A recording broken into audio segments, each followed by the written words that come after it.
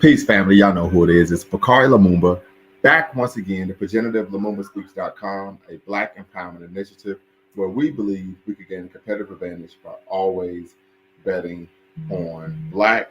Back with another video where we're going to be discussing Keke Palmer says Clair Huxtable was uppity, right? So we're going to look to see if Keke is promoting Rachet feminism. If you're watching, make sure you hit the like button, thumbs up, subscribe, and share. You're watching Lumumba Speaks here on YouTube, as we all know, a Black empowerment initiative where we believe we could get a competitive advantage by always betting on Black. This is the second video. As you all know, I was in YouTube proverbial jail. I had a video up where we were talking about, of course, the Lieutenant Governor of North Carolina who was running, of course, for Governor of North Carolina. He made some statements about reparations, but he actually articulated that he believed that African Americans should be paying reparations to the United States rather than the other way around. For some reason, they got dinged. They argued that there were some comments regarding self-harm. That wasn't the case, but who knows? But anyway, we're here now. The link is in the description, but the link is not in the description. I'm sorry. I will put the link in the chat momentarily, but as you all know, I have to go over the ground rules, and then we're going to get the conversation started. We're looking to have a intellectually robust, stimulating conversation. Hope we could definitely hear from some sisters this evening regarding Keke Palmer. We know she's the child star. Many would argue maybe an acting prodigy. And she made these comments on a game show where she was kind of taken on a being quasi interviewed regarding Clair Huxtable. If you don't know, Clair Huxtable was played by Felicia Rashad. She was the professional working mother of 5, married to, of course, Heathcliff Huxtable on the Cosby Show. And she argues that she was uppity, and she said, "Girl, sometimes I just need you to keep it real." So we're going to really unpack that. What does that mean? What does that look like? Of course, for the Black community, for Black culture, and for Black women. Then, of course, we're going to really look to address the question of, is Keke promoting Rachet feminism? If you, of course, subscribe or follow my channel, we did a great actual show on Rachet feminism about, I would dare say, about maybe 6 months ago, where we really tapped in and touched on this concept of Rachet feminism, which is an actual term, right? And what that means and why there are Black women who are embracing Rachet feminism. So we definitely want to do that. So I'm going to put the link in the chat momentarily, family, but I have to go over the ground rules before we get started. So, of course, first and foremost, diversity of thought is welcome. So it doesn't matter if you're on the left, you're on the right, you are, of course, right down the middle. Diversity of thought is welcome here on Lumumba Speak. So you don't have to worry about being ostracized or shunned or rejected or not being allowed to share your perspective simply because you may hold some non-traditional values. Okay, I just want to make everyone aware of that. Number 2, no racial epithets of any kind can be used. I don't allow racial epithets of any kind on my channel. We believe, of course, in the 3 N's of Black power: self-respect, self-defense, and of course, self-determination. And first and foremost, as African people, as Black people, we need to respect ourselves. So no racial epithets of any kind. Facts over feelings. What do we mean by that? We want to make sure that you are attacking the argument someone makes and not the person. We want to attack the argument and, of course, not the person. So facts over feelings. And then, of course, last but not least, no fundamentally false statements. Okay, so what does that mean? You can have a particular perspective. You can have your opinion, but you can't make a fundamentally false statement. A great example of that would be, you can argue that, hey, Michael Jordan or LeBron James is a better basketball player.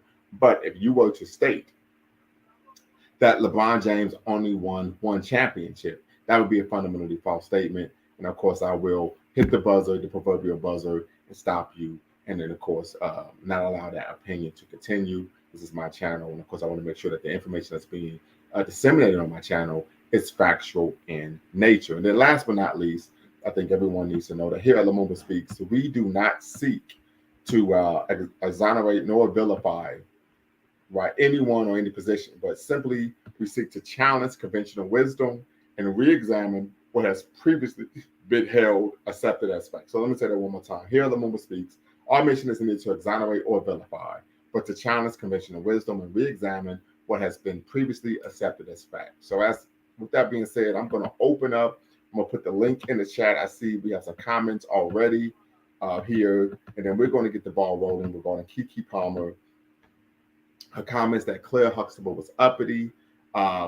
Is Keke promoting ratchet feminism? So the link is in the chat, family. If you want to tap in, be part of the conversation.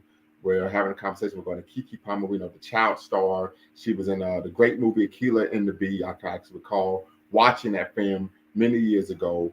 We know that she's now in her upper 20s, maybe close to 30 years old. And she's made some rather provocative comments in the past regarding a number of issues. But with that being said, we want to tap in. We want to really unpack this. Really want to hear from the sisters this evening regarding what does this mean? What does it mean for Black womanhood? Right? Many people saw Clair Huxtable as an example of a regal Black woman that was representative of Black women of yesteryear. Right? We know there was a belief, the regality of Black women going all the way back to antiquity. Right? If you ever have come in contact with or communicated with Ethiopian women, they're known for being extremely regal. Right? I think Felicia Rashad was a contemporary, Felicia Rashad's character, Clair Huxtable, was a contemporary example of that type of African American or Black woman in the 80s and early 90s. So definitely want to get a look at your thoughts on that. But also this concept of ratchet feminism. We've touched on ratchet feminism before, disrespectability politics, right? But embracing this concept of being ratchet, embracing stereotypes of Black women as what sexually lascivious, being Jezebel, sapphires, so on and so forth. And I guess the question is the underlying impetus of Keke Palmer's thoughts, her statements of Clair Huxtable being uppity, rooted in, of course, ratchet feminism. And then last but not least, I think we could unpack or even engage the conversation in questioning, did Clair Huxtable engage in the respectability politics? Many people may be unaware what respectability politics is, but of course, respectability politics is the politics of African people policing their own behavior due to the white gaze, right? This is something that came about during the Nadir race relations. Shout out to the great Pan-African historian Rayford Logan, right? But we know Queen Mother Fannie Lou Hamer taught us to never forget where we come from and always praise the bridges that carried us over. So we definitely want to make sure that we're praising the bridge of Rayford Logan and his seminal text I have actually right behind me, The Betrayal of the Negro, where he talks about, of course, this concept and idea of course, the American government betraying African people here in America. So Adrian Davenport states, maybe Keke considers her uppity because she is more comedic and therefore couldn't relate to her. That's a good question. I want you to tap in, sister. The link is in the chat and have you be part of the conversation. But that's something that we're going to unpack. Of course, disrespectability politics, respectability politics, ratchet feminism, and then of course, why would she make the claim that Clair Huxtable was uppity? Maybe she isn't used to coming in contact with or being in community with Black women who are regal. We do know that oftentimes, unfortunately, when we look at the dominant culture and pop culture, they tend to promote and center African people engaging in what I would argue racially disempowering, self-defeating, and self-destructive behavior. And of course, this may be something that is being internalized. If that is the case, I think it is considerably problematic, considering the fact that Keke is a mother. She's a newborn. She's a first-time mother. She has an infant, and we do know that this was one of the Nation of Islam's talking points that I actually agree with, that the nation rises no higher than its mother. We know that the mother is the first disseminator of culture to the child. And so if she's taken on the concept that of being someone of Clair, of someone of regality, of elegance, right, of regal nature, someone who epitomizes self-respect, is someone who is acting uppity, then I definitely think that there may be some cause for concern in terms of the values are disseminated to the child in terms of who they are and how they show up in the world as a person of African descent. So just something to be cognizant of, family. Once again, the link is in the chat. I want you all to tap in, be part of the conversation, be here, be square, as they say. Let's have a conversation regarding Keke Palmer, her statement that Clair Huxtable was uppity. I know I grew up on the Cosby Show. I think it's a great show. I think it put Black people in a positive light and show that we can be professionals, that we can be people who live stable lifestyles, functional lifestyles, and raise strong family unit. So definitely something to consider when we talk about this conversation. So, um, Sister Davenport, what's the word? Can you hear me? Hello? Yes, Yeah, I just tapped in. I didn't do it properly the first time. no problem. Well, I just think that she maybe. Yeah, I can hear you. Okay, Can you no hear me? problem. Go right ahead. Yeah, I just think that she maybe. I think I think I'm a little delayed. That's okay. Go ahead. I think she just was not used to someone different than her, and she considers someone who maybe wasn't always acting silly and was more mature, more sophisticated as being uppity. Okay. And maybe when she sees her being serious all the time, she couldn't relate to that. And she also could have maybe just been joking, but not realizing that it came off as insulting another legendary black woman, Right. and didn't know she probably shouldn't have said something like that. It would have been insulting. So why do you think she made the comment? Because I mean, she's been known for making a lot of rather controversial comments uh, lately, right? So why do you think that's the case?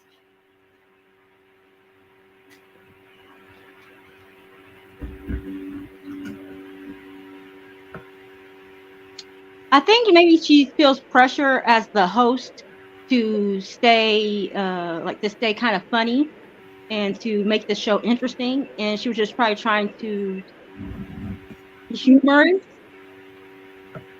Okay.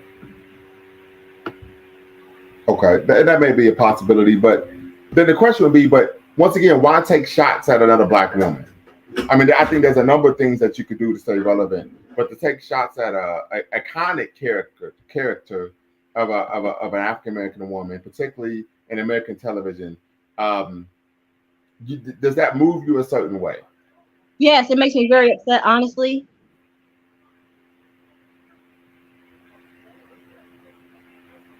Okay, why is that? I thought that she should have known better.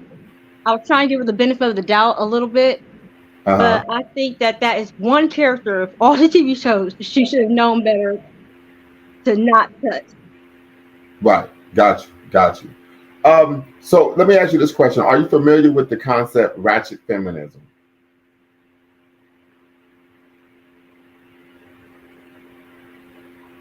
And I am delayed a little bit, so it seems like I'm interrupting you, but I am a little delayed, and so that's why it seems like I'm cutting you off. But it's just the mic is a little delayed, so I apologize that's coming off like that.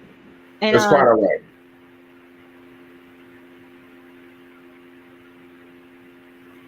Are you familiar with the concept of ratchet feminism? I am not familiar till today of the term ratchet feminism, but I could pretty much guess what you're probably talking about.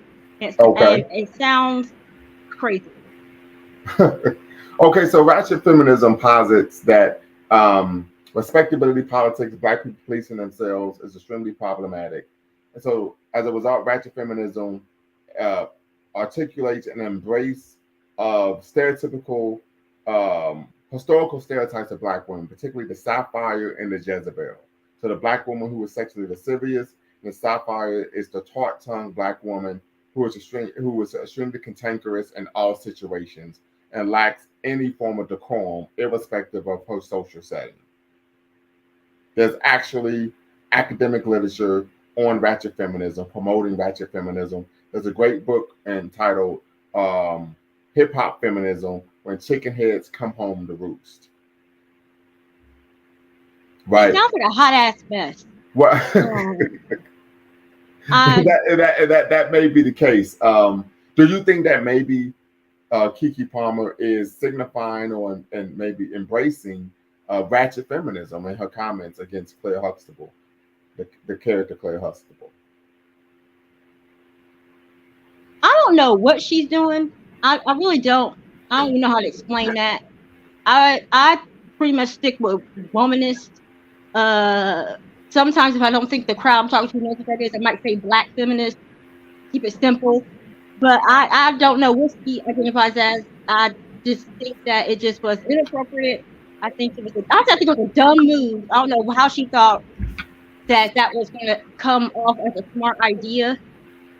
I I just think that it was stupid. It was disrespectful.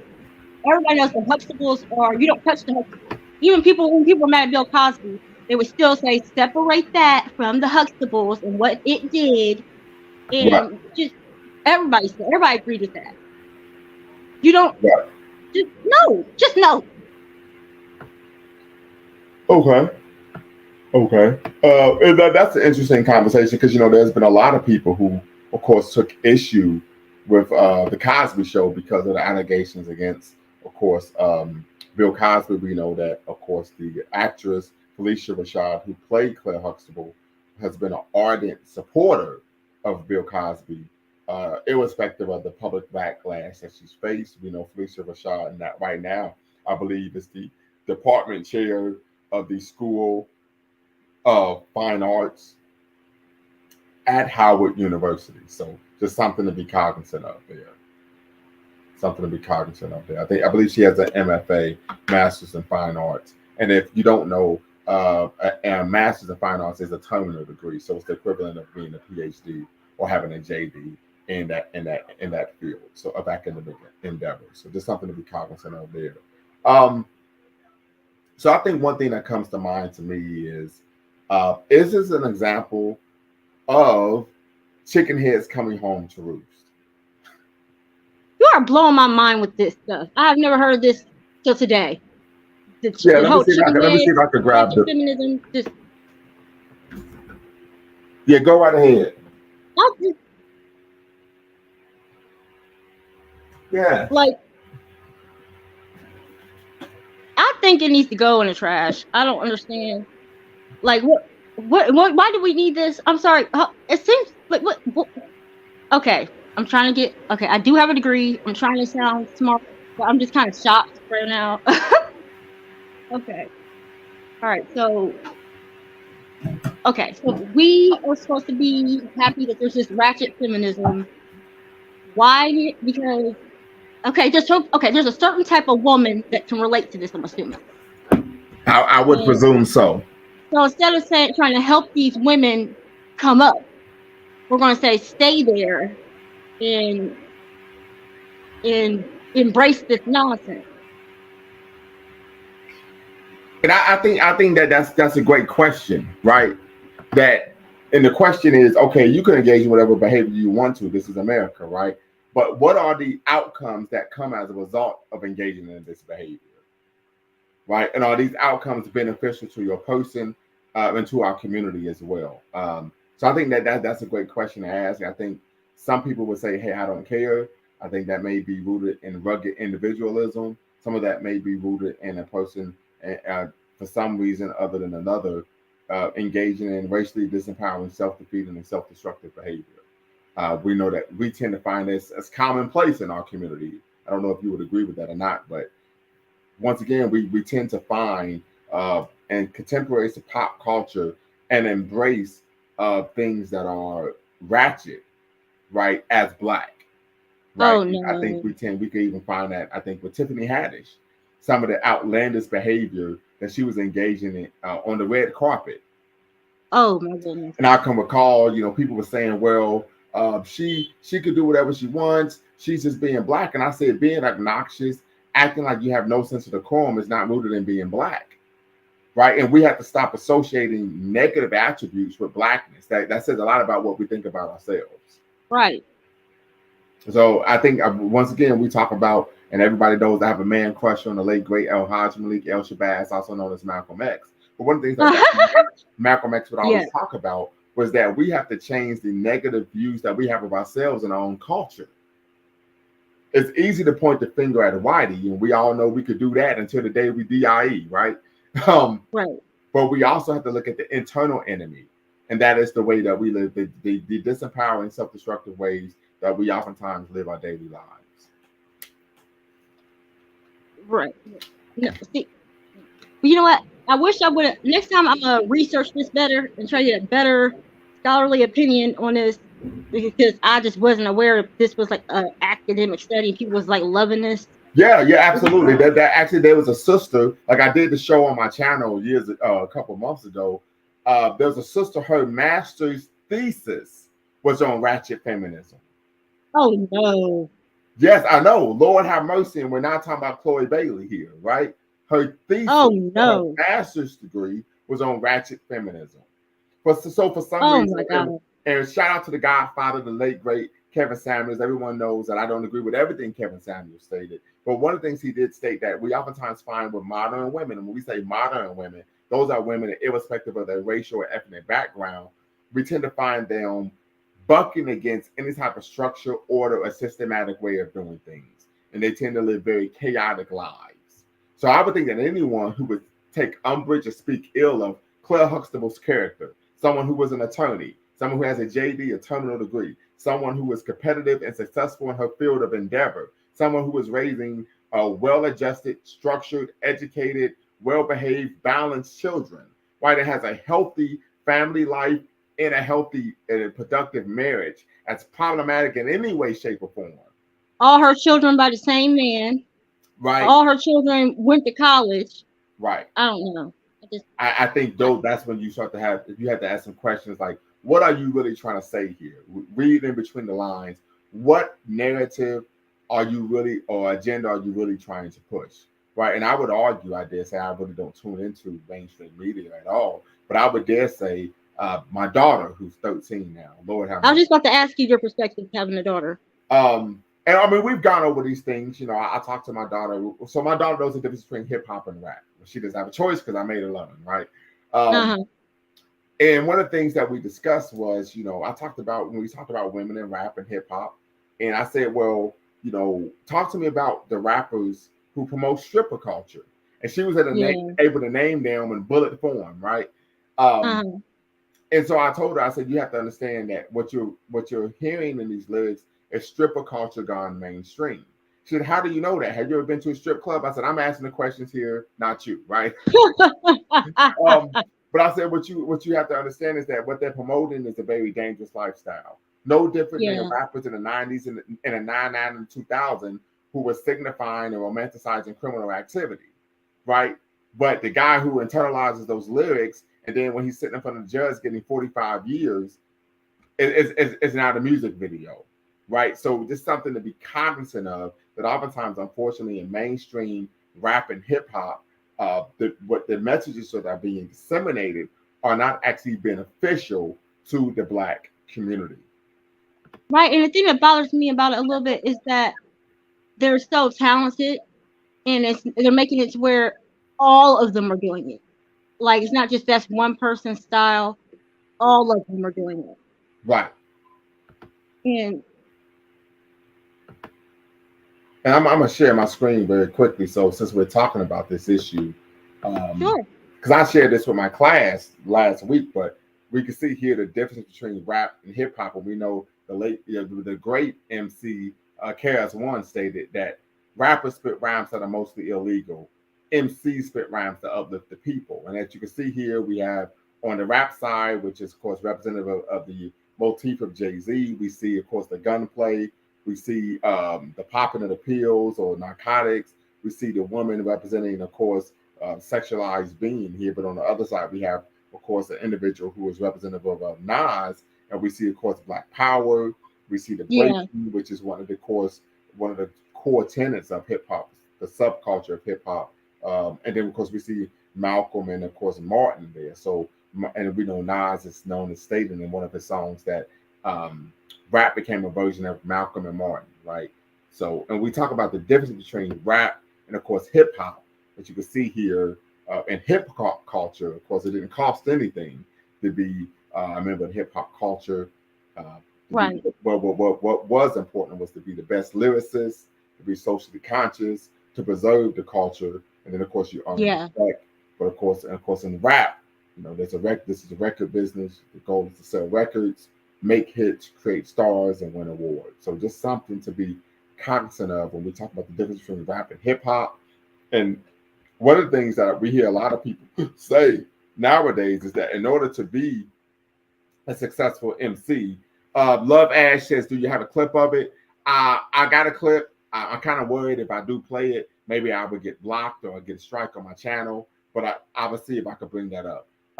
Hope you could tap in and be part of the conversation. Sister Love Ash is from the DYT by way of she's living in, of course, in the 619, which is San Diego. So shout out to San Diego. We know Tony said it doesn't rain in Southern California. So I just want to show some love there. But this is something that we have, of course, seen. But oftentimes, a lot of people would say, well, in order to be a successful female hip hop artist or rap artist, you have to make this type of music. But we know that isn't true. Lauryn Hill, the illustrious, dynamic Lauryn Hill, holds the record for the highest selling album by a female hip hop artist. And that, of course, is The Miseducation of Lauryn Hill. So definitely want to give a shout out to her. I'm actually going to be doing a show later this year on the 25th anniversary of the Miseducation of Lauryn Absolutely. Hill. We know Absolutely. that the title. Thank you very much, sister. I hope you hit that like subscribe button. Hit that subscribe button and that notification bell. Thumbs up, thumbs up, thumbs up. And we know that the title of her album, her debut album, inaugural album, and only album, Miseducation of Lauryn Hill, is based on Dr. Carter G. Woodson's seminal text, The Miseducation of the Negro, which was published 90 years ago in 1933. And it talks about Black education in America and how Black people are being brainwashed, not be able to see that they are engaging in their own oppression. So definitely want to give a shout out to Dr. Carter G. Woodson, who is considered one of the fathers of Black history, along with Dr. John Hope Franklin.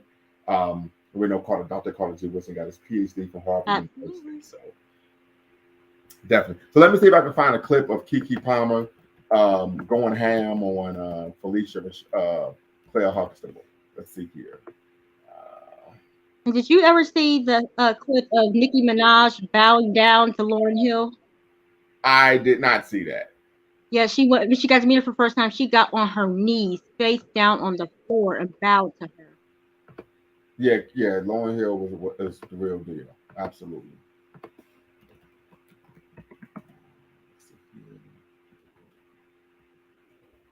Let's see if I can bring this up. Give me 1 second, family. Definitely want to hear from the sisters today. The link is in the chat, so if you have not tapped in, please do so. The link is in the chat. The link is in the chat. The link is in the chat. Okay, here we go. Let's see if I can bring this up here. Hopefully I don't get a strike.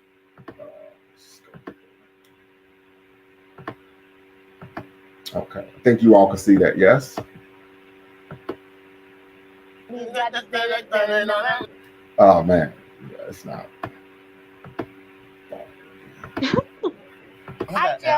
Music, period. On person. Let's do it. Popular chain restaurants. Okay. Not eating it since then. But when we came here, oh, okay. you know People why? love. People love. You know why? Because she was just such a perfect Mary Sue. You could kick everybody's ass, this lady. You know, but the reality of the thing is that show was meant to be campy. Right. So she's meant to be so, so it goes with the vibe of the show. Exactly. It's meant to be niche in that regard. But it ain't realistic But at I'm all. like grounded. I'm like, no. That's a Virgo She can't spirit. do that too. That's why. At a certain point, I was like, she has to be stopped. And she was the star of the show. Oh, I got another for you. Clair Huxtable. She was uppity, y'all. Bottom line. Oh, really? Oh, I just said, girl, stop. Y'all know that Claire was way. She was. Come on. But it was still cool though. Was it? Because her man was a doctor. She was just so like, yeah. Oh, Cliff. Girl, say what you saying. She got on my nerves sometimes. Because I'm like, Claire, let's be real, sister girl. Girl, say what She you wasn't saying getting- is a new phrase and I'm here for it. Girl, say what you saying. Seriously, Claire was too much. And then the last thing, what was the last lie you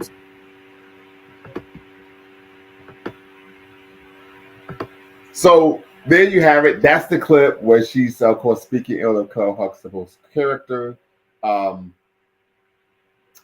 of the things I think I could take from that is if she kind of makes the argument that Clair Huxtable was a character that was extremely regal, but didn't actually say much or was unable to articulate herself, her views, her feelings, her perspectives.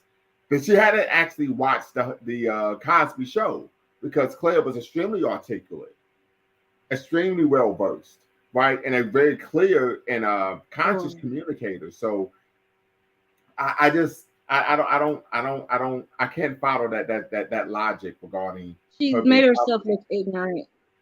I'm sorry. She made herself look ignorant. How so?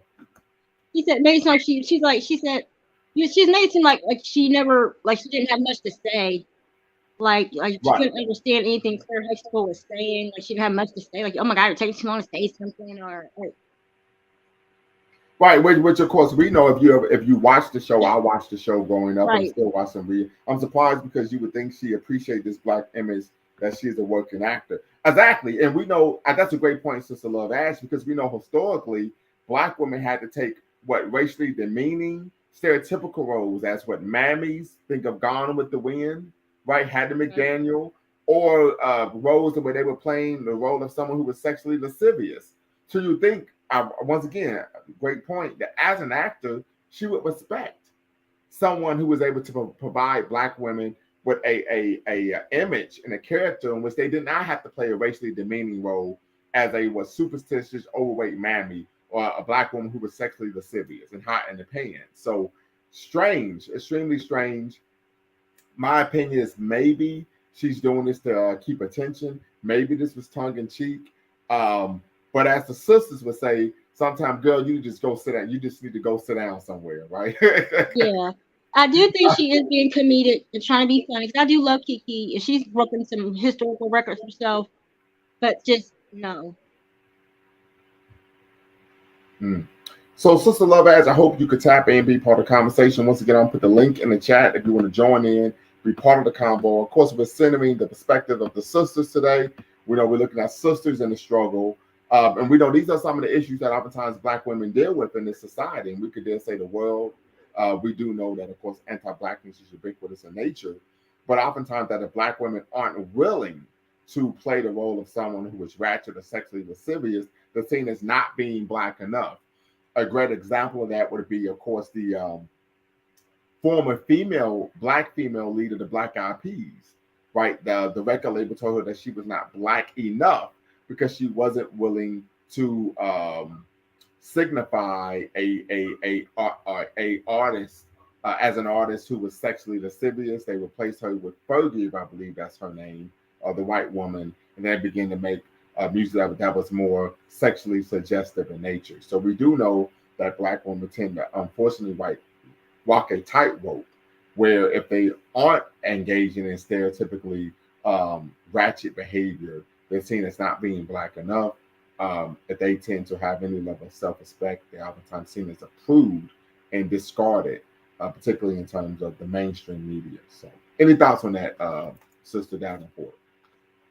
I think you pretty much summed it up pretty well. I think that's exactly how it unfortunately has been at times. And I just think informing and mentoring women will change that.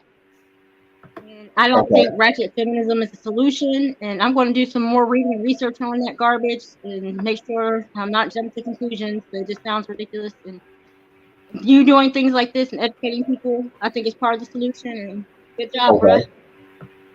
Okay. Appreciation. Are you part of any groups that focus on mentoring with young Black girls? Yes, I have a nonprofit Christian sorority that I mentor women through. Okay. And in those groups, do you find any of those women struggling with not engaging in this type of behavior? Yes, and I've helped a lot of them turn their lives around too. Okay, how so, if you don't mind sharing? Well, one girl, she's almost done with her degree now in criminal justice. When I met her, she was not in college, and she is also. Oh, what was that? No, go ahead. Oh, and I've also gotten them mental health treatment, inpatient and outpatient. Skilled trades and career ambition has been a big part of it. and helping them get out of unhealthy relationships with men has been a big part of it. Just teaching them to love themselves. Okay. So when you say unhealthy relationships, I don't want to dive too deep. Uh-huh. But could you, what do you classify as an unhealthy relationship? Literally, exactly that. Like romantic relationships, Right, but what do you consider to be unhealthy? domestic violence, Okay. addiction. Okay. When you say addiction, what do you mean by how does a person suffer from an addiction in a relationship? And I'm asking this Uh, question because I would like to know. oh yeah, like illegal drugs. Okay. Um, yeah, Okay. Okay. and so then a lot of times if you both suffer with addiction, you don't need to be together. If you start to stay sober, you both have that problem. Yeah. Okay. Cool. Understood. Sister Love Ash, what's the word? Hi everyone. I just tapped in. No doubt. You still in the 619, right? Yep, still Okay. there. So shout out to San Diego. Okay. So what are your thoughts on this subject matter? As far as Kiki, Yeah, your girl Kiki. how do you know she's my girl? I say that about everyone. I'm just being flippant. Don't take it Okay. serious. Like I said, I was actually surprised because you would think as a working actress to Hmm. see someone who looks like you in a not in a stereotypical role, you would be appreciative. Whether you can relate to it or not, you would be more appreciative to see a role such as that. Right, and I think it's strange. We tend to find this now. I think maybe a year or two ago, Cardi B was. I think she was being interviewed or having a table talk or discussion, and she was speaking ill of Coretta Scott King. So what is it about now we see what young black women, modern black women, 20, 30 some black women, 30 20 30 year old black women speaking ill of some of those who paved the way for them? What is that about?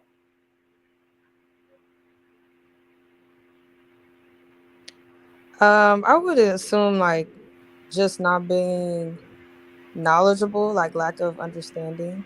Okay. Okay. That could be a good point. I know one of my students asked a question last week. He said, well, not last week, Monday.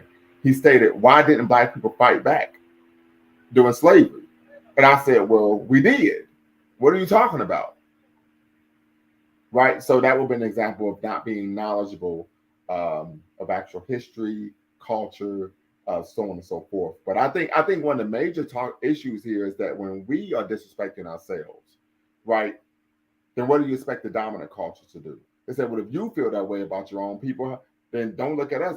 Kevin Samuels, I'll talk about Kevin Samuels, he's the godfather, but he talked about how oftentimes black women would go out and speak ill of black men publicly, just make these broad, sweeping indictments of black men. But the issue would be when he would go to work, his contemporaries, his white or non-black contemporaries would believe that the claims that these black women were making were true when they were actually patently false. Right. So I think we need to be very careful regarding the language that we use when we just talk about each other, particularly, of course, with the dominant society, because they tend to use that as a way of turning us against each other. So I think it's really something to be cognizant of. Any thoughts on that? Yeah, no, absolutely, because especially granted this is a fictional character, right? Mm-hmm. But I think we all understand the power of black images and how it can just reiterate into the world, like Mm-hmm. globally, certain things. So yes, you may not, or she may not have thought that this comment would be taken to this magnitude, but I think I'm more appreciative that it is, Mm-hmm. just so people could be more cognizant of what they say and how they say it. Like, you're basically having kitchen table talk on live television Mm-hmm. in a sense. And I think it just wasn't appropriate for the setting. Okay. Very good. Sister Davenport, what say you? Um, what she said. Well said. Okay. Uh, Respectability politics. What are your views on respectability politics? I think you respect legends, respect your elders. Period. You wouldn't have had your own TV show as a child on Nickelodeon if it weren't for the Cosby's first. Oh, she had a Nickelodeon show. She She was did, the only black and she girl was who the had star. True Jackson VP on Nickelodeon. Okay, I didn't know that. Okay. Yeah, that's why I was trying to still show her some love at the beginning, still trying to show her some respect and try to Mm-hmm. give her some, you know what I mean? But just, I tried to hold her accountable. Mm. And I think this is a great conversation because we know typically they say black women won't hold black women accountable. Black women won't call black women to task. But I think this is a show that's showing that is not the case. That is a stereotype that black women have standards and they're willing to call out individuals that they believe are working against the best interests of the sisterhood. So great conversation. So in terms of the respectability politics, in terms of this belief that black people particularly black women. It started with black women in the Black Baptist Convention, believing that they needed to police themselves due to the white gaze during the idea of race relations. What are your views on a contemporary form of respectability politics? Did you say something about Baptist? Yes. All I know, I didn't hear everything you said, but I'm definitely not Baptist. That's all. So what did you say? Yeah, well, so respectability politics came from it's like it was in the 1880s. There was a Black Baptist Women's Convention that advocated black people um, policing their behavior uh, based on a fear that if they did not, of course, there would be some severe consequences from the white society. I don't know. I couldn't hear everything you said, but what I will say is this: is I tend to not agree very much with their ideologies very much, Mm-hmm. and I couldn't hear very well. My phone is kind of getting lower now for some reason towards the end of this, but I definitely don't tend to share much of their viewpoints. Okay. And I really would, I would love for you if you could text it to me later, and I can give you a better answer, maybe. Okay. Okay. But I'm definitely not Baptist at all. Okay. Sister Ash, what's the word? I think I kind of struggle with respectability politics, like the concept of it. Okay. And in my brain, it kind of ties into like professionalism as well. Like how I view professionalism, they kind of intertwine in a sense. Mm-hmm. But personally, yeah, I think I kind of struggle with respectability politics. I go back and forth. And what aspect of respectability politics do you believe you struggle with? I think more so with, okay, I'm about to just go into it. So more so with the topic of like bonnets, how you should carry yourself out in the world. Like there are Oh yeah, no, I sometimes, think I'm agreeing with her. there are some days where I'm just like, I really don't care. You know what I mean? But I could Uh-huh. understand other black women that do care. Okay. Well, I mean, so that's a good point because I talked to my daughter about wearing a bonnet. I said, and I told her, if you do that shit, if you wear that shit out in public, I'm gonna smack the, you know what? I said, you represent me. You're not gonna I make me. mean, yeah, I mean, You're I not gonna make get me it. look bad. But there are some days where I'm just like, I do not care.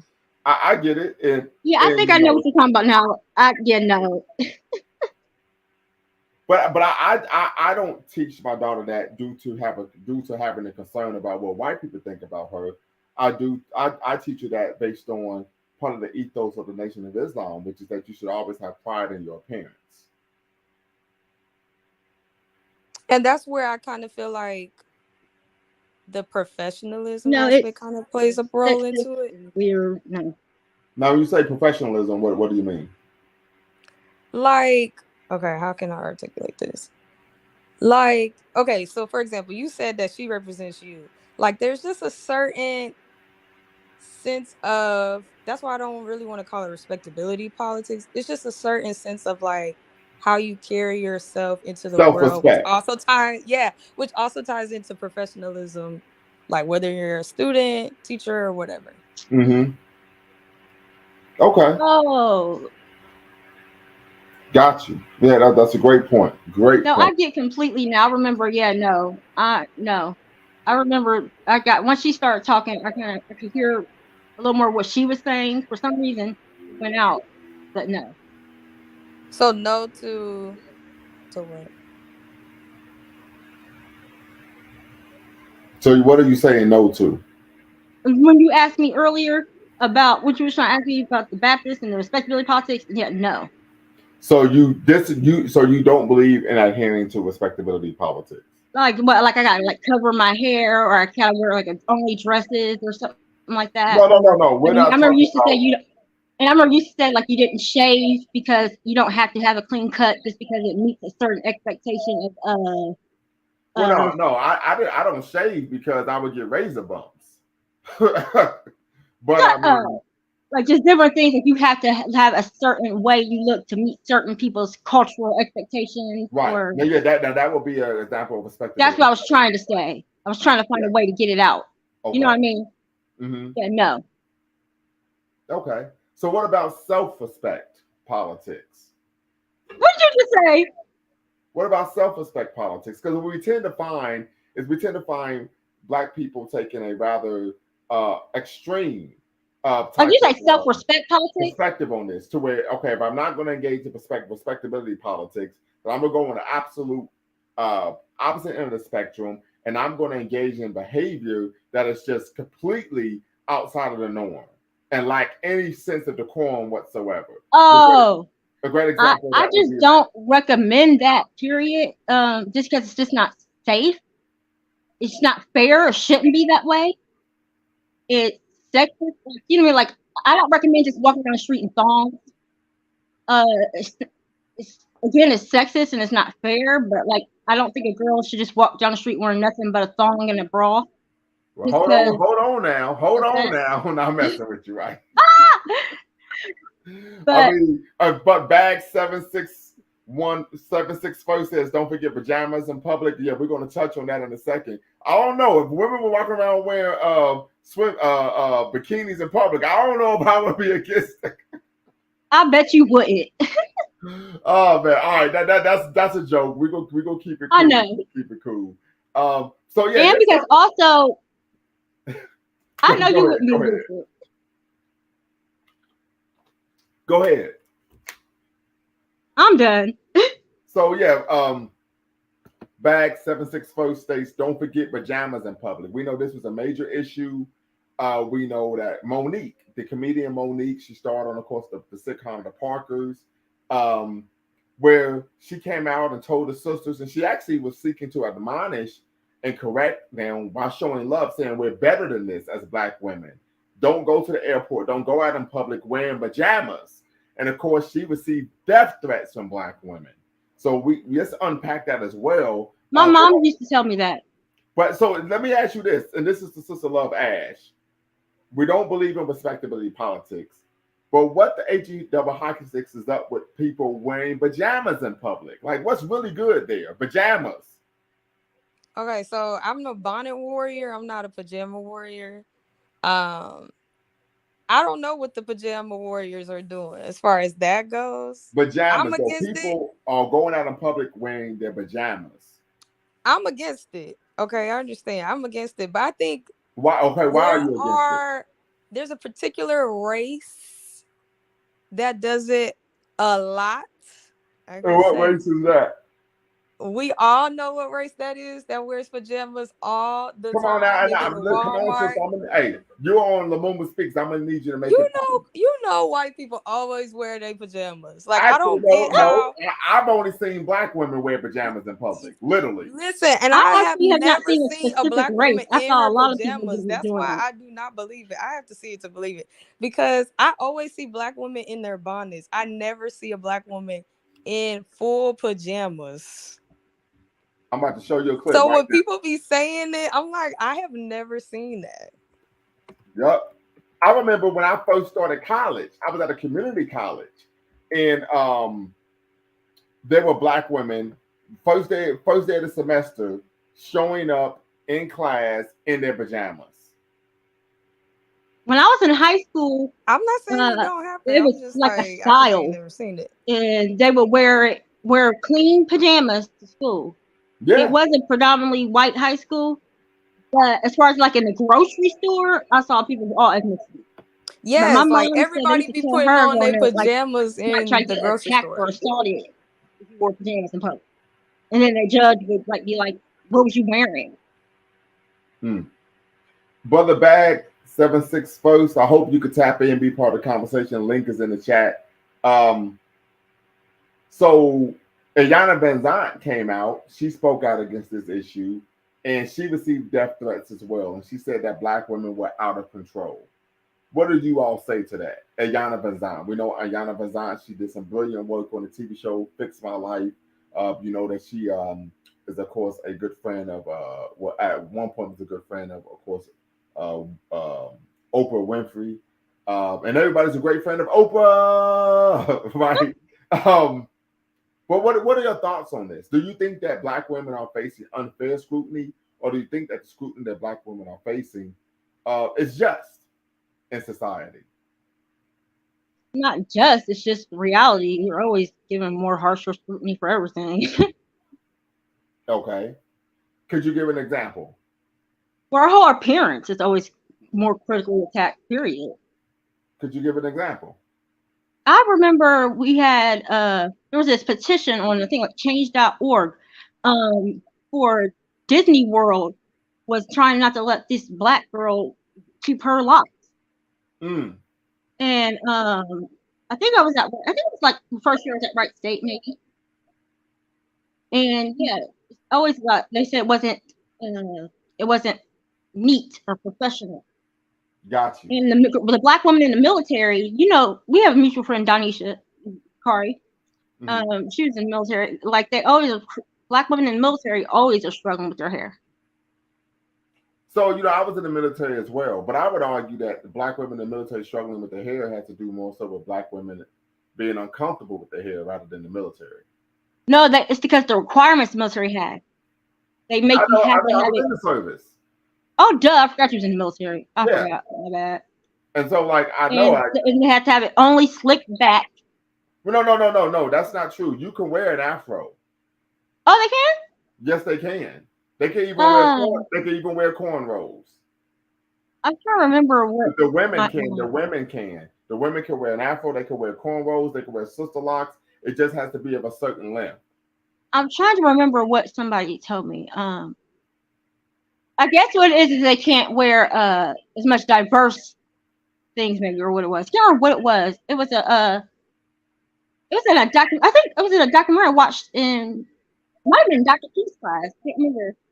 There was a whole thing about like they can't here's what they can't do like the normal versatile things that Black women do with hair. Well, no, they actually can. Just the hair has to be a certain length while they're in uniform. So So basically, what the girl said it had to be pulled back in the have to ponytail. like put it in a bun or whatever. That's what the problem is. Yeah, you got to put it in a bun. But here's the thing: that's with all women in the military, not just Black women. I know.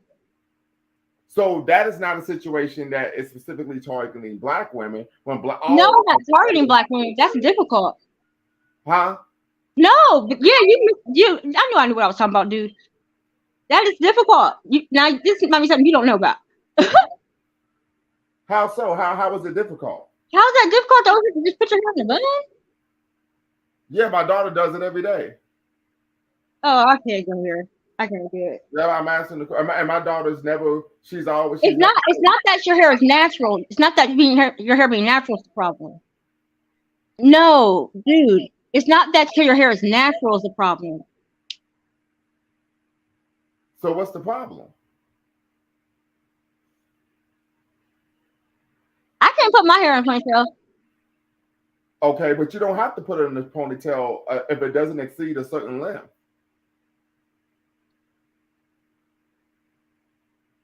So that's what I'm saying. I don't understand the problem. My understanding was it was a problem. I would have to. And like I said, what do you think? Then what do you think they're trying to do? That's a problem. What do you think that they're wanting to do? I don't think they're doing anything that's a problem because that's a standard, irrespective. It sounds like you think that they want something What do you think that they're wanting done with their hair? No, it's just while you're in uniform, the hair has to be kept in a certain style. It can't go past the shoulders. That's all it is. Oh, that's why. That's horrible. No wonder. Well, how is it horrible? If you think about all the things that we like to do, we like variety and versatile things. I get that. But once again, that's a uniform policy for all women, irrespective of their race or ethnicity. So I don't see how that's something that's specifically horrible for black And women. that is specifically that is cultural. Well, how so? When all women are subject to that same standard in the military. No, I didn't say they're discriminate. Like I didn't say it's a discriminatory thing. It's a cultural thing. A cultural. I'm sorry, I'm echoing over here, so it's difficult. Hold on. It's a Right. it's a cultural it's a cultural struggle to something that we're culturally into doing, something that we culturally like to do. Which is what? The way we style our hair. Okay, and how was that incongruent with being in the military? I'm confused why this is confusing. It's very. I'm looking for specifics. I'm looking for specific of what specific you need. Yeah, you said that it's incongruent.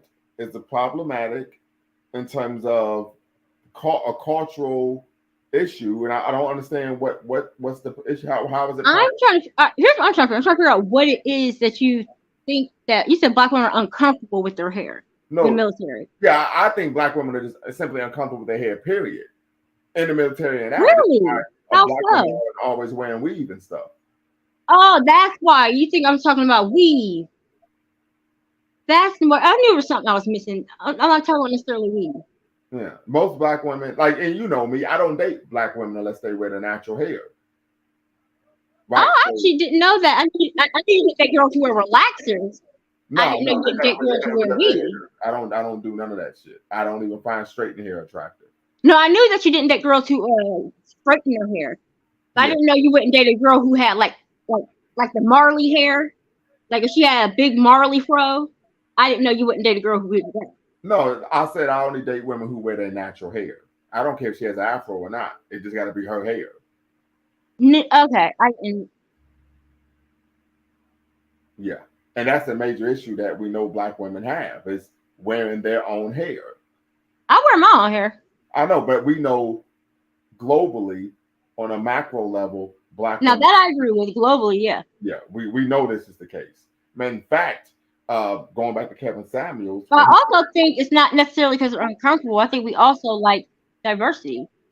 No, I mean, well, the Association of Black Psychologists have done several studies on this, and it's rooted in the fact. And I'm not saying that it's not an issue also.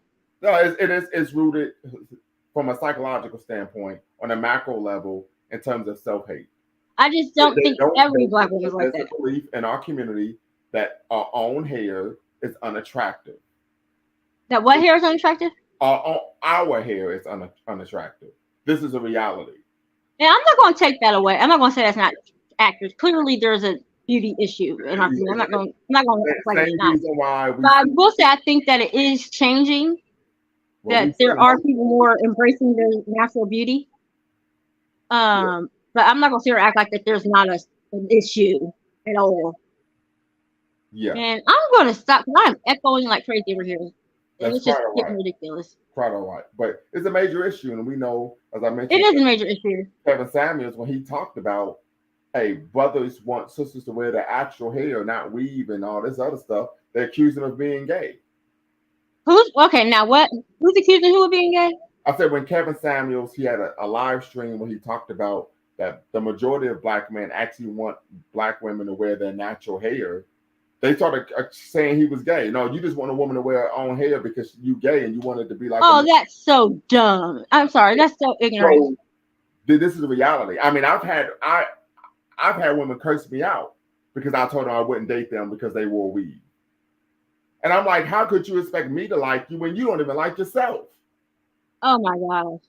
But just know not every woman who wears weaves because they hate themselves. That's all. I would argue the majority. I would say there's far too many people Hold up. who You can't overtalk me.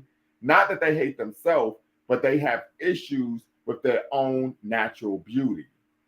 It's a delay, by the way. It's not me trying to overtalk you. It's a delay. Okay, but yeah, that's a real issue that we have in our community. Unfortunately, the same way you like black men, they used to comb their hair, right? Black men in the 50s, 60s, 70s used to comb their hair. We used to wear the jerry curl. oh All that Lord, is rooted in the fact that we took issue with our own natural beauty. oh Lord. Do the Jerry jerry curl. curl. Rock the jerry Jerry. curl, don't stop. Rock the jerry Oh curl, Jesus, don't stop. oh Lord, Right? Do the jerry curl. All of that is rooted in that. that's scary. My dad had one back in the day. Oh God. Yeah.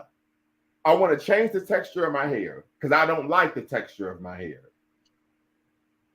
Oh, Lord. It's that simple. By the way, is your hair gone? Yeah, I cut my hair, yeah. I've been thinking that for a minute now. Okay.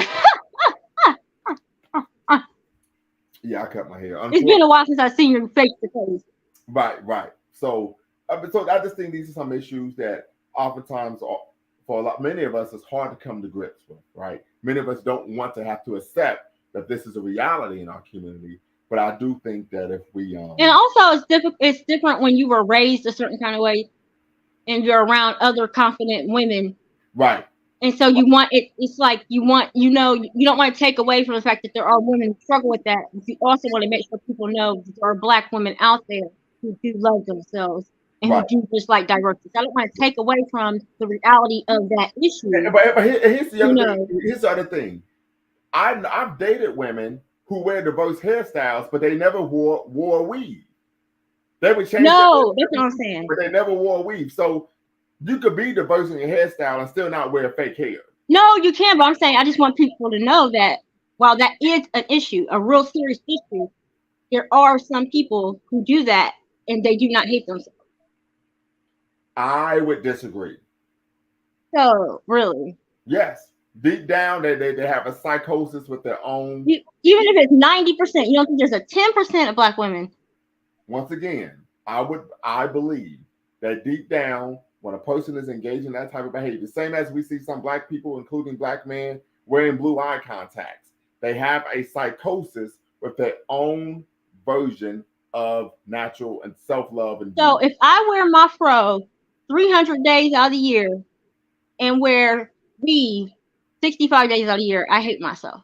I would tell you this much. If the days you wore the weave, I wouldn't be seen with you in public. Literally. I do not. I'm serious. I don't. No, I'm saying, but do you think I hate myself? Like I said, anyone, I'm going to say this, and this is a rather provocative statement, but I'm going to say it. Anyone who is willing to take someone else's hair and sew a glue into their own head, Who says it's human hair? Hold on. I think they got some mental health issues. Who says it's human hair? I don't care whose hair it is.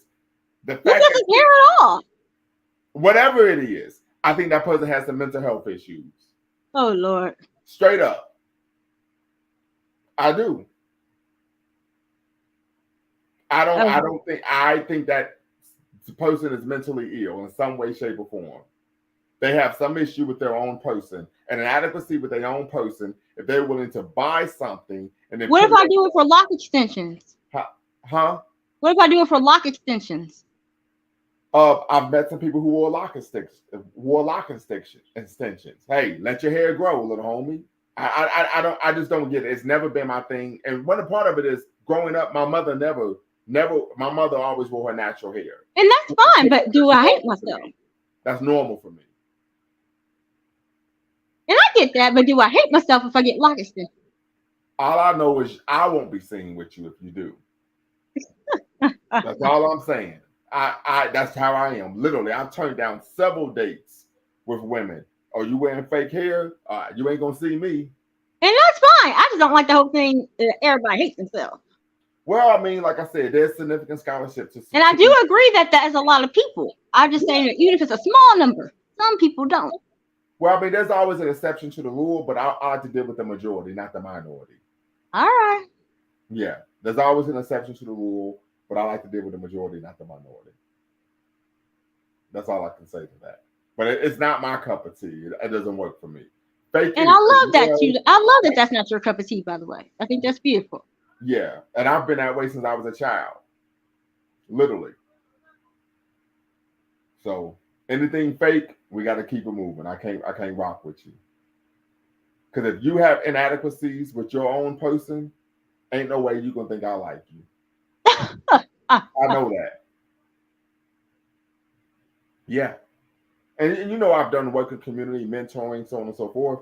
Where that I've mentored, well, I shouldn't say mentored, but having conversations with um, young black women because I believe there should be same gender mentoring. I don't believe in I agree with that too. I'm not, people be trying to take advantage of mofos and stuff. You know what I'm talking about. Talking about let me provide you some spiritual guidance. Now you trying to groom that mofo. Stop playing, right? But in my personal, I've had young ladies tell me, "Well, I won't be beautiful if I don't wear a weave. I won't be Oh beautiful God. if I don't wear acrylic nails on top of my actual nails." Oh Right? no. So they've been vulnerable enough to share these things with me. I'm like, I already knew that. I know that's why you're doing it. You know me. I got degrees in Black studies. I have had women who, the most beautiful women, think that they are unattractive unless they have a man. That has been the most common one I have heard. And it's the most difficult one to deprogram. And it is helping them learn to love themselves, period, Mm-hmm. is it's the most difficult mentoring process. Okay. And and I think the reason why that one's not as much because if you don't love yourself, a lot of times you're not taking care of yourself. And I think Mm-hmm. that's why a lot of times I don't see the superficialness in the women that are this broken. A lot of times. Okay. Sister Ash, what say you? You've been rather quiet.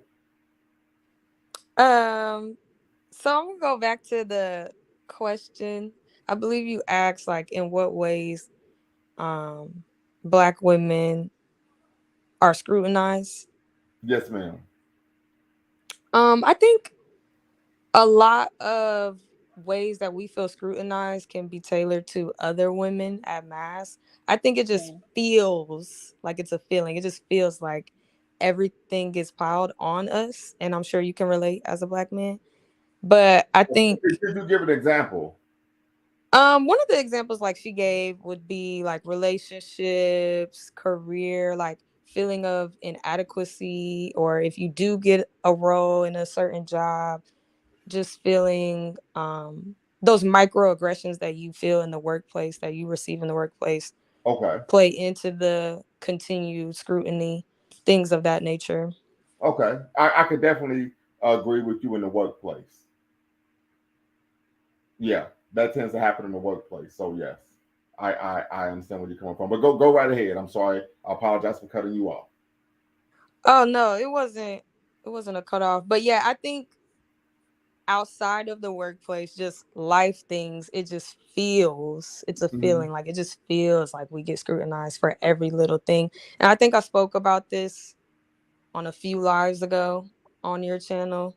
Like it's so easy to blame everything on black women. Mm-hmm. Like that whole rant I was going on. I think it's Mm-hmm. just a feeling. I don't want to say just, but it is a feeling of scrutiny.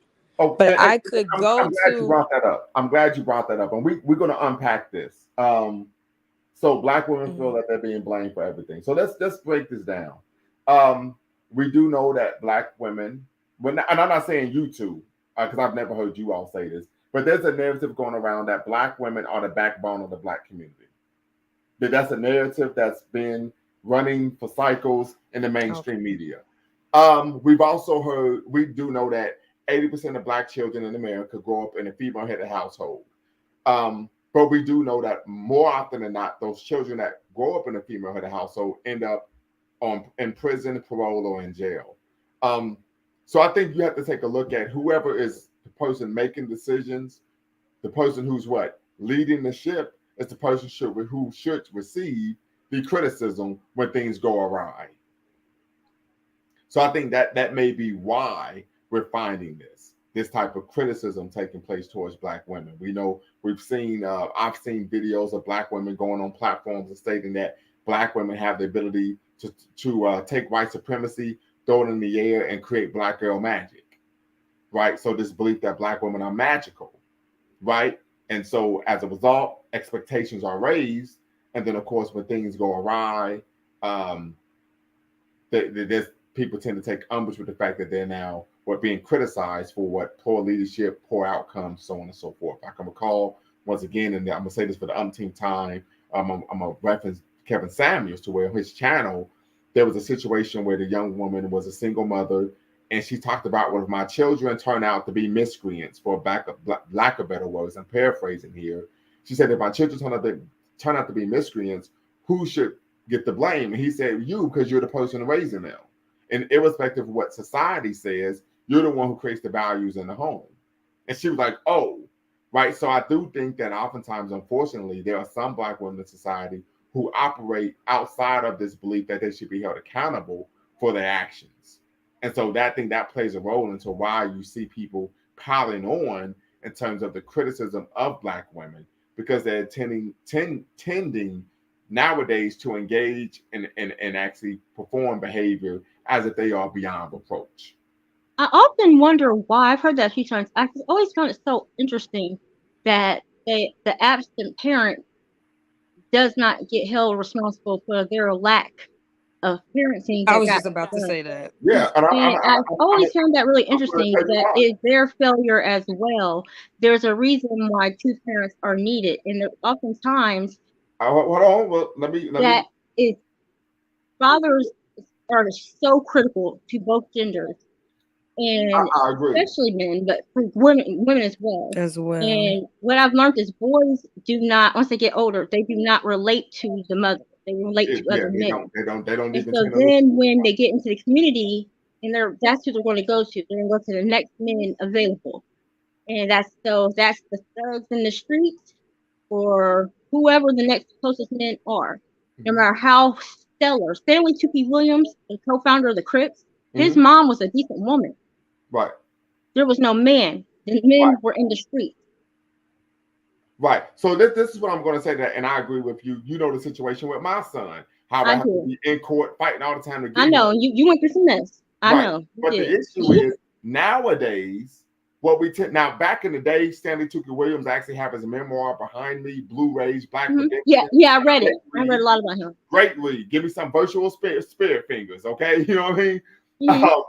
But what we tend to find nowadays, instead of there being deadbeat dads, we tend to find an inverted form of deadbeat mothers, where the women are having children, taking that child and then running off, saying the child doesn't need a father. That's a whole nother problem, bro. Yeah, like literally. That's a whole nother situation. That woman's a hot mess. True story. 12 years ago, I went on a date with a sister. One date. And she told me while we were having dinner that she wanted to purposely have children and raise the children without a father. I said, check, please. I ran into her 2 years ago. Now we're talking about maybe 10 years later after that initial date. She's a single mother of two. And she said to me, I am now a single mother of two, and this was the biggest mistake I've ever made in my life. And I understand why you cut me off and ghosted me after I made that comment. So nowadays, we're seeing women who are single mothers by choice, not because the father is ran out, but the mother purposely wants to raise the child without the dad. And, so and they're foolish. And they're foolish for that, and that's their fault. However, one thing, I try to be gentle when I say this to brothers, because I do sincerely have compassion, and I do care, and I want to make it clear, and I don't want to hurt men in this situation's feelings, because it's not their fault completely or at all. But what that child, when they get older, is going to say, and this is what the court would say, why didn't you go to a judge? Well, so and I'm just saying that's not that simple. She might be hard to find. And you didn't ask for that situation to happen that way, or that man didn't ask for that situation to happen that way. And it's not that simple. But that's going to be. It even goes deeper. You know, that's what they'll say.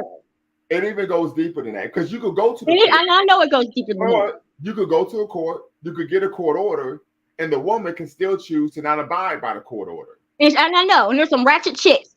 There are a hot mess for that. And the thing is, this isn't even ratchet feminism. We see. Oh, I'm talking about ratchet feminism. We see women with master's degrees engaging in what? Parental alienation. Yes, and that's terrible. Yeah, it's just. And here's the thing that's messed up about that. When they do that, when women do that, you are more likely to get custody of that child when they do that. Well, I would disagree. I would know because I'm going through And it now. and For example, I do want to say, Bakari, I know you personally in your situation. I know you fought for your kids. I know you've done everything you could to be with your kids. And so, and that's you're not. I'm not even talking about you. Most, you know what I mean? But most men know what based on socialization that is an exercise in futility. Right. They know that. I'm gonna spend all this money on an attorney. I'm gonna miss days. But I will say, and it's gonna be an exercise in futility. But I do want to say, because unfortunately, Bakari, a lot of men, and I'm not trying to say about all my brothers, but a lot of men, Bakari, are not doing like you. And I want to separate you from this group of people, honestly. Well, I would disagree, and the reason why. And here's what I want to say. I want to finish, and I want to say that's why I say I'm not bashing on my brothers. But I just know some people. Right. I know some people, and I'm going to I'm separating you from this group of people. Okay. But that's what I'm clear. You're not included in this group of people. The CDC, the Center for Disease Control, did a study showing that Black men in America were the most involved and engaged fathers. And I'm about to say something about that too. In the country. This new generation is a lot different, and that's what I'm about to say. First of all, I know for a fact that a lot of younger Black men are different, and are making a lot of changes for the upcoming generation. But I do also know there are some men who do not even try to get visitation with their kids or anything. And I know for a fact that's not true.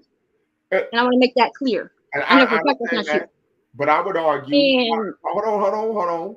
I understand. And I am delaying, so I apologize if something I'm cutting you off. It's just a delay. Part of that is based on that's your child. You shouldn't have to do any of that. You should not have to. It's not fair. Right? This is my baby.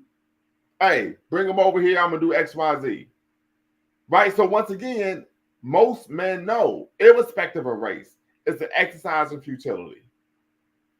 That's the reality. Right. And that's why when they realize that's what happens, them judges don't play that mess. When we have proof and they realize that, it's not cool. It's not cool. Now it depends on the judge. And I agree. That's what I'm about to say next. It depends on the judge. You're right. And I'm gonna say that next. There has been a lot of sexism against the men in family courts. And it's not fair. And it is not fair. But because of that, there are some whack deadbeats who use these, because it's out there, it's becoming more popular that men are being discriminated against. And they'll tell girls that they're trying to date, oh, she took my kids, and and it ain't true. And they're not even in their kids' lives, and you know what I mean? You know what I'm trying to say? I got you. And I'm sorry, that's why I'm trying to separate you from this group. But also, like women, it's like, don't be gullible. But there are men like you, plenty, who are really trying to be there and are for their kids. But then there are these dudes who just like, you ain't seen these kids in years. You ain't tried to. You just ain't there. Right. And I would say this, I think most women, and my sister even told me this. My sister said, I could basically rather quickly surmise if a man is responsible or not. And I would argue that a lot of women choose to be with irresponsible men for whatever the reason. And Bakari, something I thought about you for years. You are a very different breed. And because how you are, and sometimes you don't realize sometimes they ain't like you sometimes. But I only associate with men like myself. Exactly. That was so well said.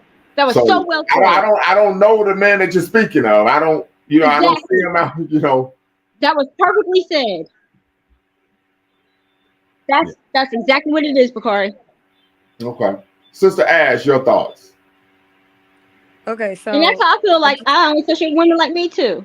Except the ones I mentor sometimes here and there, Okay, so I just want to understand. So you're saying that when things go awry, that Black women don't want to take accountability when things go awry. Is that correct or incorrect? Well, of course, Kevin Samuels would always say accountability is like kryptonite to modern women, and this But is what do something you think? I've experienced the situations in my life with. I've had situations in my life with women where women would refuse to take accountability. Yes, But do I've you witnessed. think that Black women as a whole, when things go awry, single Black mothers, when things go awry, do you think that Black single mothers as a whole lack accountability? They don't want to take accountability. So I appreciate that question, and you're putting me on a hot seat, but it's cool. I would say, in my experience, and this is anecdotal, so I don't have any scholarship to substantiate this claim, but in my anecdotal experience, in terms of what I've seen and witnessed, what I have found with Black women who are single mothers is that if the child turns out to be a Rhodes Scholar, they would take all the credit for raising this child on their own and turning them into the great success that they are.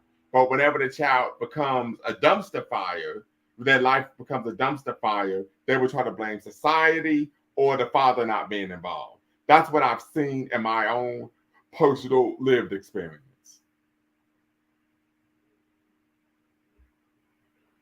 And then do you think that lack of father involvement is just not a viable excuse? It's not a reason? Well, I would say this: the data shows P Funk 100. Hope you could tap in. The link is in the chat. Um, the data shows that children um, do worse academically. They have more likely to have behavioral problems, have low self-esteem, and become sexually promiscuous, be involved in the criminal justice system, and um, abuse drugs and alcohol if the father is not in the home. Now, we're not talking about mom's boyfriend or stepdad. We're talking about the The biological dad. biological, yeah. Right. So the data shows that. But for some reason, we know there are women in today's society who say, I don't give a damn. You still don't need your daddy. It's crazy. I mean, we have documented cases of children who have behavioral issues being with their father. They don't have behavioral issues. They're doing well in school, and the mothers would still say, "I don't care. I don't want you with the daddy." I don't know how to explain it. Because they hate you more than they love their child. Maybe that's the case. But it's unbelievable. But the data, Sister Ash, shows that children, the outcomes statistically are worse if they don't have a father in the home. And I grew up with both my parents, right? My parents are still married to this day. They've been married 46 years. And it shows. Yeah, so one of the things I do know from growing up with my dad in the home was I learned at a very early age to develop self-discipline. Because if I didn't, he was going to be on my ass. Right. And I think obviously not for the fathers who are fighting for their children, but those fathers who are just completely absent, I think that same energy needs to be given to them as well. And I don't particularly see that as much as I So should. I would say this about my son Um, and Sister Davenport. She was able to, of course, she knows my son from when he was younger, when we both were in undergrad. Mm-hmm. And I'm quite sure, Sister Davenport, you would argue that I built a very strong foundation with my son, and he was a Yep. very impressive young man when you knew him at 5, 6, 7 years old. Yes, he was. That foundation has been completely destroyed by his mother. Oh no. Literally, my son is now a miscreant and a high school dropout. What? Yes, this is what happens. She took him and moved halfway across the so country. wait, okay. So hold on, Yes. because you're losing me a little bit, just a little bit. Um, I'm saying fathers, you are an active parent. Well, the thing I'm about this saying though fathers that is are not active I have no parents. doubt he'll get it together. Because you see, you're still there. He still has that Right, model you're to an look up active to. parent. I'm talking about I haven't seen my son in 3 years. unactive fathers. You haven't seen him since when? 3 years. I still have a lot of faith in that. He still has that image. But this is what happens because typically You're right. I'm young just men, saying the hope is they there. grow up in a household environment where there's no accountability. So if the Yeah. parent doesn't believe in accountability, there's no way Yep. that they're going to impose that on their child. Right. For example, the street I grew up on, There was a young man when I was in high school about to graduate as a senior. His nickname was Boss Man. About 7, 8 years later, after I graduated high school, I'm at my parents' house chopping it up with them. And they were like, well, you know that young boy, Boss Man, it was on the front page of the local section of the newspaper. He got sentenced to like 49 years in prison for shooting and robbing a postal worker, federal crime. And so I told my parents, but that don't surprise me. And I knew he was going to go to prison when I was in high school. They said, how did you know that? I saw the way he behaved in the neighborhood and at the park, at the rec center. Because his mother was unable to impose any type of discipline or structure in his life. And we know that boys who are undisciplined and lack structure grow up to be men who end up in jail, the penitentiary, or the cemetery. I knew when I was 17 that he was going to go to prison. It didn't even surprise me. Yeah, I knew stuff like that about people too. It's just that's the reality. You can see it coming because of how the child is being raised or not being raised. And did he have a father? Was his father? No, he did not. Okay. Matter of fact, there was one young man that I was mentoring. He actually committed a murder. He ended up pleading guilty and getting like 13 years for manslaughter. In fact, he should be getting out this year. But he told me that he was raised by a single mother, but he didn't even know who his father was, and his mother wouldn't tell him who his father was. And you know, Bakari, one thing also, our community, we do not get the proper mental health treatment either. Hold on, Sister Ash, go. I want to. Go ahead, honey. I feel like we need to hold unactive fathers accountable. It is not enough to just give me the stats as far as where the kids end up. Unactive fathers with just having their mother. Unactive fathers are held accountable. That's what I don't think they are. That's child support. I don't think they are.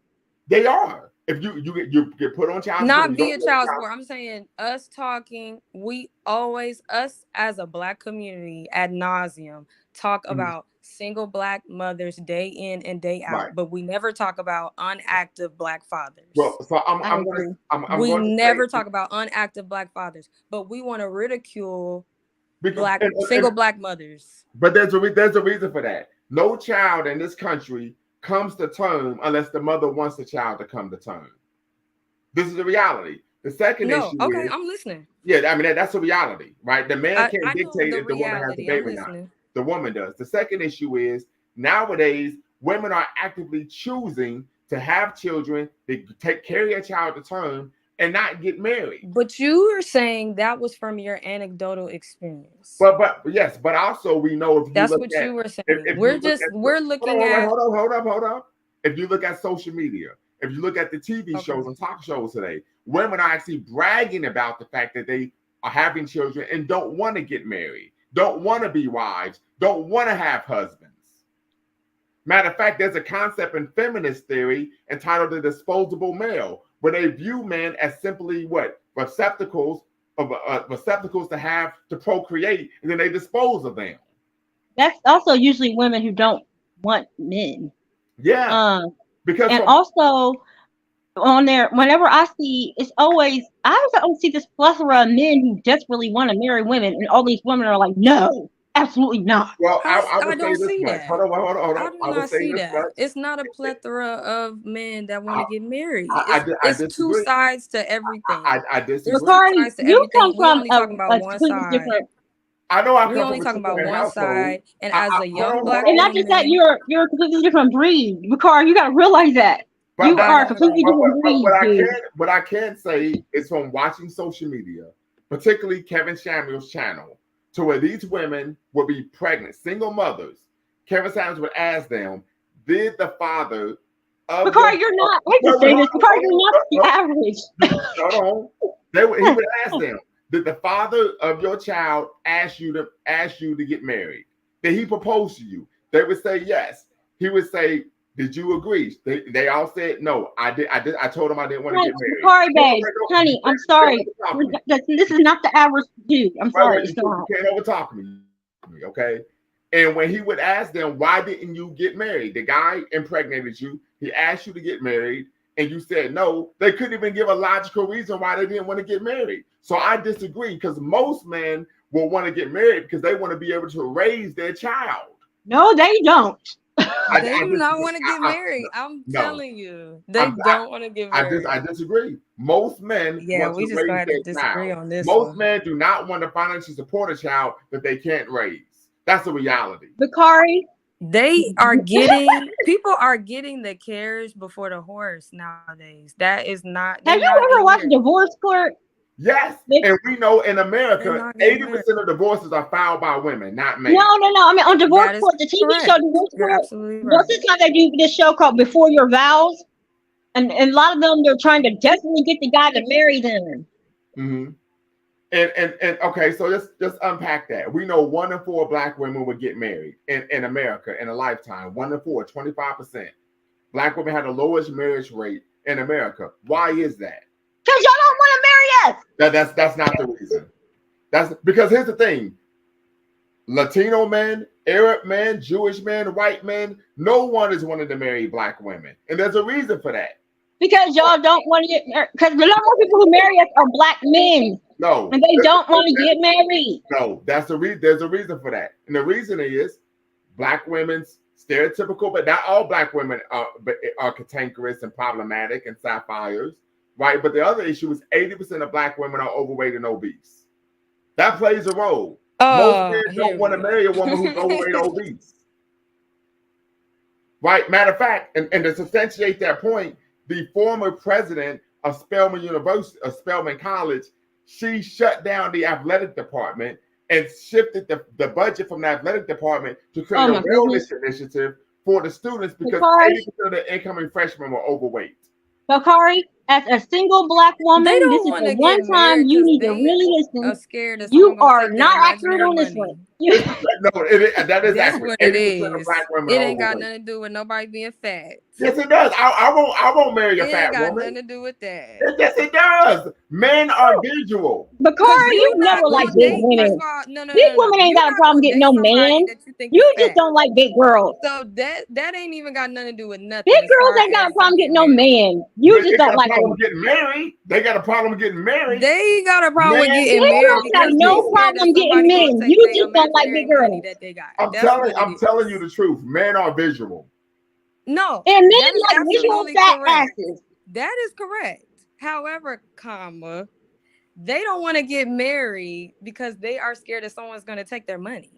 You wouldn't even date somebody that you don't find attractive. So that's off the table. That argument is off the table. Oh, we overweight, we fat. You wouldn't even date them if they weren't attractive. Yeah, I won't date somebody that I don't. Exactly. And that's why if they was overweight, fat, whatever. You wouldn't even date them. We talking about someone that you want to marry. But that's the weird part. Big girls but you don't want to marry them. You just What want was a that common again? law situation. You don't want to marry them because you're scared that someone's going to take care of both of my sisters were married. Once again, that is the exception, not the rule. I'm dealing with the majority. The majority of what? What's the exception, not the rule? The exception, what I'm saying is the that rule women who as are far as overweight y'all are married. thinking that someone want to take y'all money. That's the majority. My sister has been married 20 years. My sister-in-law's been married 25 years. Honey, both of them big girls. Adrian, that is the exception, not the rule. No, it's not. Yes, it is. What makes you think big girls are out here suffering getting a man? Just because you don't want to. What? Black women have the lowest marriage rate in America. It's Yes, not because they're fat. It's because black men don't want to commit to trying to be Lil Wayne. Let's dive deeper into that is not true. This is going to be a really because the reason why we know this is because there have been studies done where black men have been asked, and they've told. Yeah, in a message you seen me, bro. I've lost 145 pounds. Huh? I'm sorry. Girl. wait, go ahead. What did you say, Adrian? You said something about 25 pounds?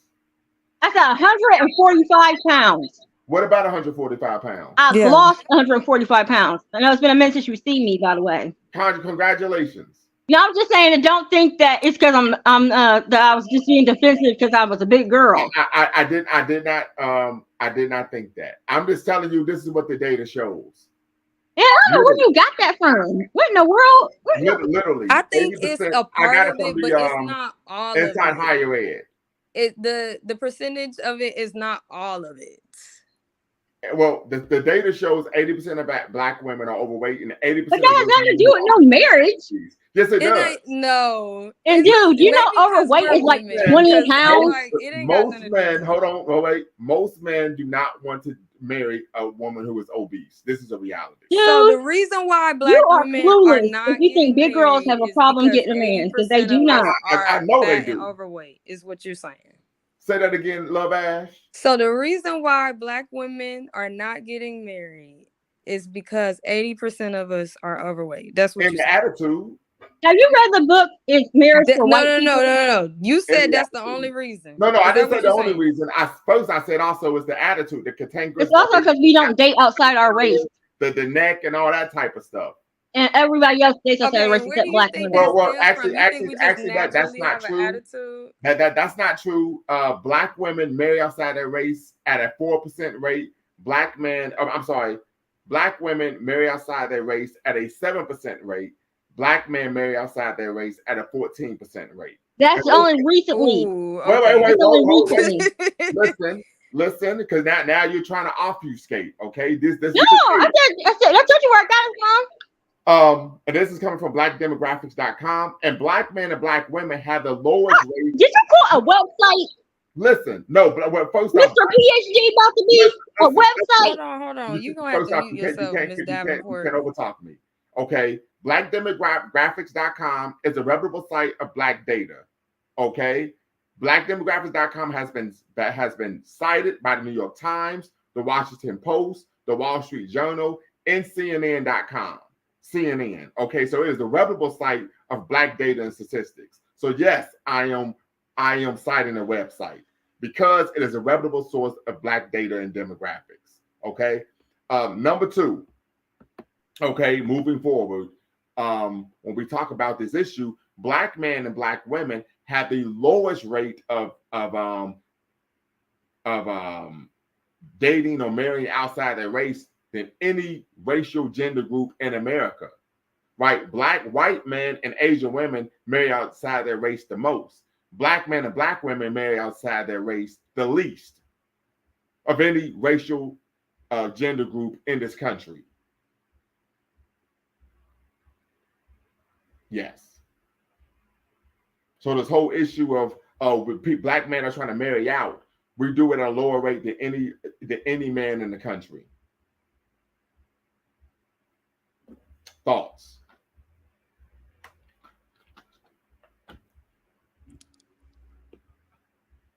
Sister Ash, go right ahead.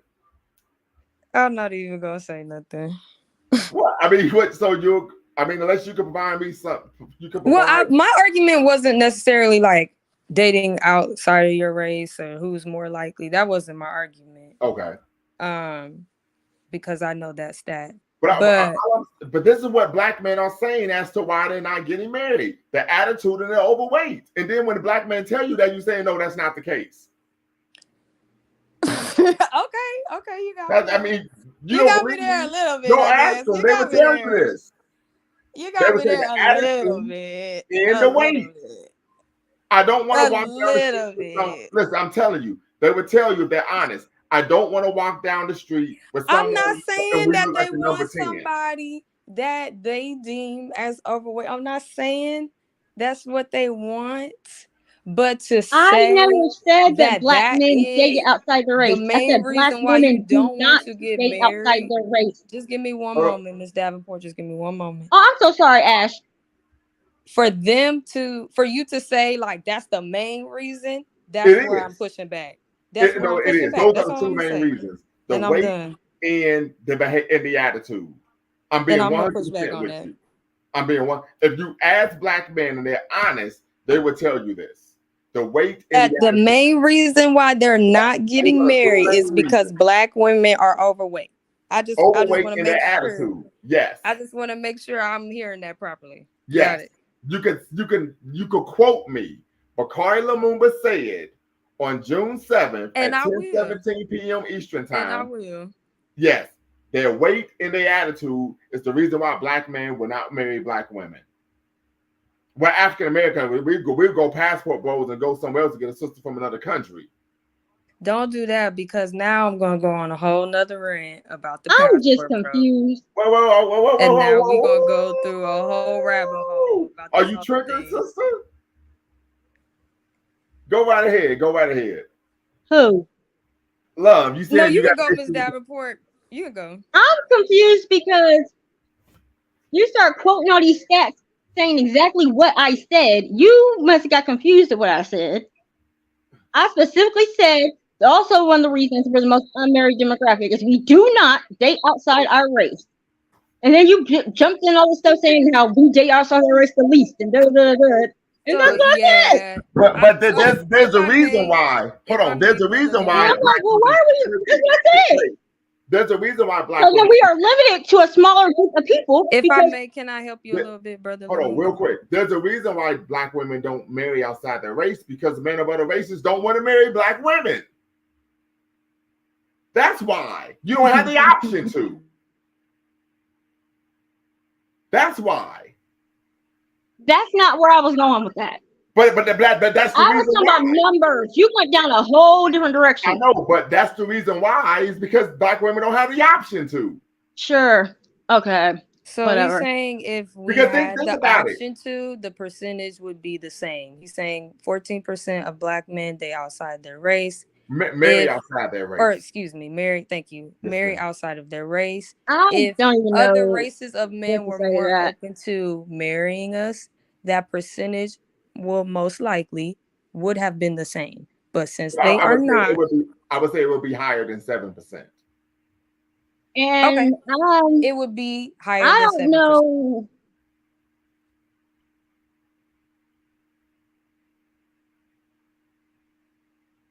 Adrian, Sister Adrian, go right ahead. I'm just lost. That is quite all right. I'm lost on where you thought big girls were suffering, finding, loving because they're not. The I was data, lost. ma'am, the data doesn't lie. You are. I don't. No, your data just says we're overweight. It didn't say nobody wants us because we're overweight. Once again, You just don't like big girls. That's your preference. the exception doesn't change the rule. And It doesn't.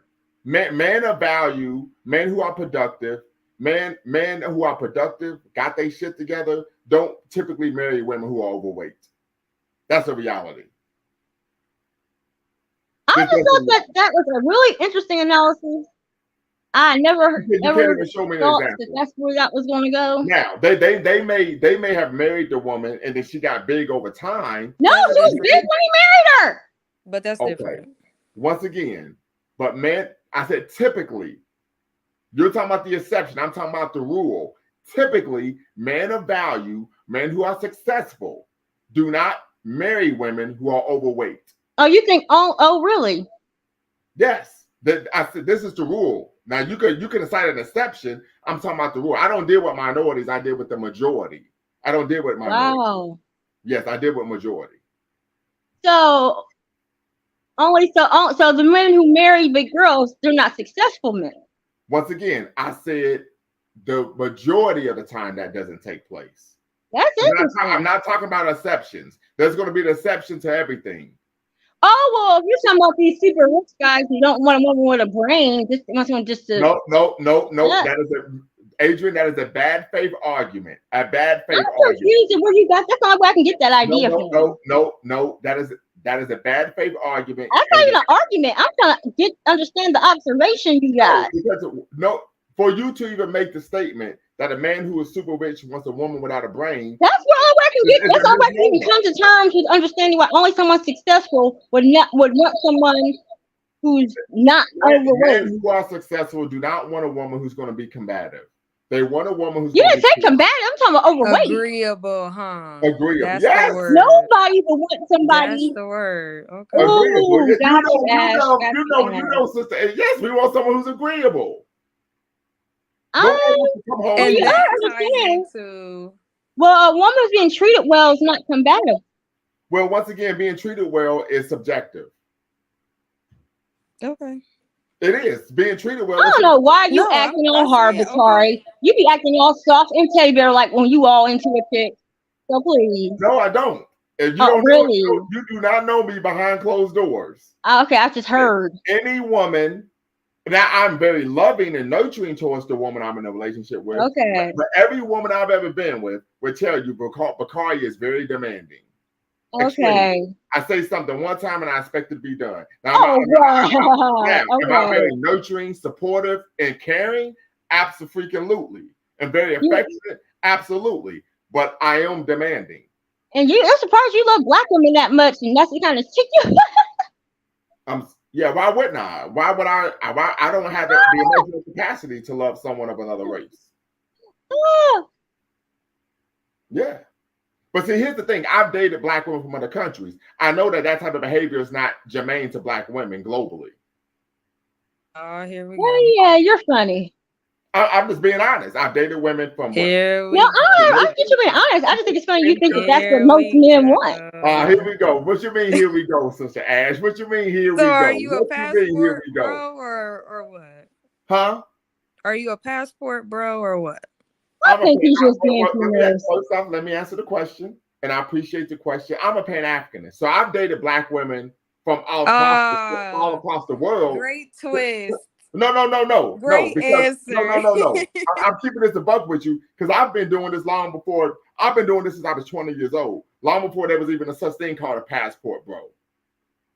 Literally. Okay. So since I was 20 years old, I've dated black women who are African American, Afro-Brazilian, Afro-Jamaican, Afro-Bahamian, from Kenya, Ghana, Sudan, South Africa, Cameroon, Ethiopia. You still ain't found a wife? I'm not interested in being married right now. I'm interested in PhD. But what I'm saying is, I've dated black women from across the globe, and I know that type of behavior is not germane to black women globally. I'm just gonna receive it. What? The kind of behavior is not what to black women globally? Germane. As far as us having an attitude. Yeah. And being overweight. Well, my friend who's from Nigeria, he told me when he came to America that he immediately knew that black women in America had to be from West Africa before he did his research. He said they act just like us. Okay, well, I've dated several West African women, and I can speak personally that that's not the case. It's okay. Maybe he was trying to, he was capping because he was trying to get with you, but hey, I don't know. But once again, this is one of the major issues why we have a disconnect, is that when black men share their grievances, state what they want, what they view as a problem, it's always dismissed. And the black men are seen as being misogynistic. Dr. T. Hassan Johnson, in which I've actually reached out to and he's agreed to be on my show. We're still trying to coordinate when we're going to make that happen. He's one of the progenitors of Black male studies. He's a professor of Africana studies at Fresno State University in California. He talks about this very issue. That when black men say, hey, I don't like this, then they are lambasted as what? Being misogynistic. Right? I mean, well, what about when black women say we don't like this? I was just receiving it. Well, the reality is when black women say they don't like something, they actually are praised for speaking up and speaking their mind and sharing what their preferences and desires are. But, for people who are watching, I will say that most of the black men in my family are nothing like this. They don't think that way. They don't share those views. So they're not the majority of black men. Well, the question I would ask is, what was the household dynamic? Did they grow up in a matriarchal or patriarchal household?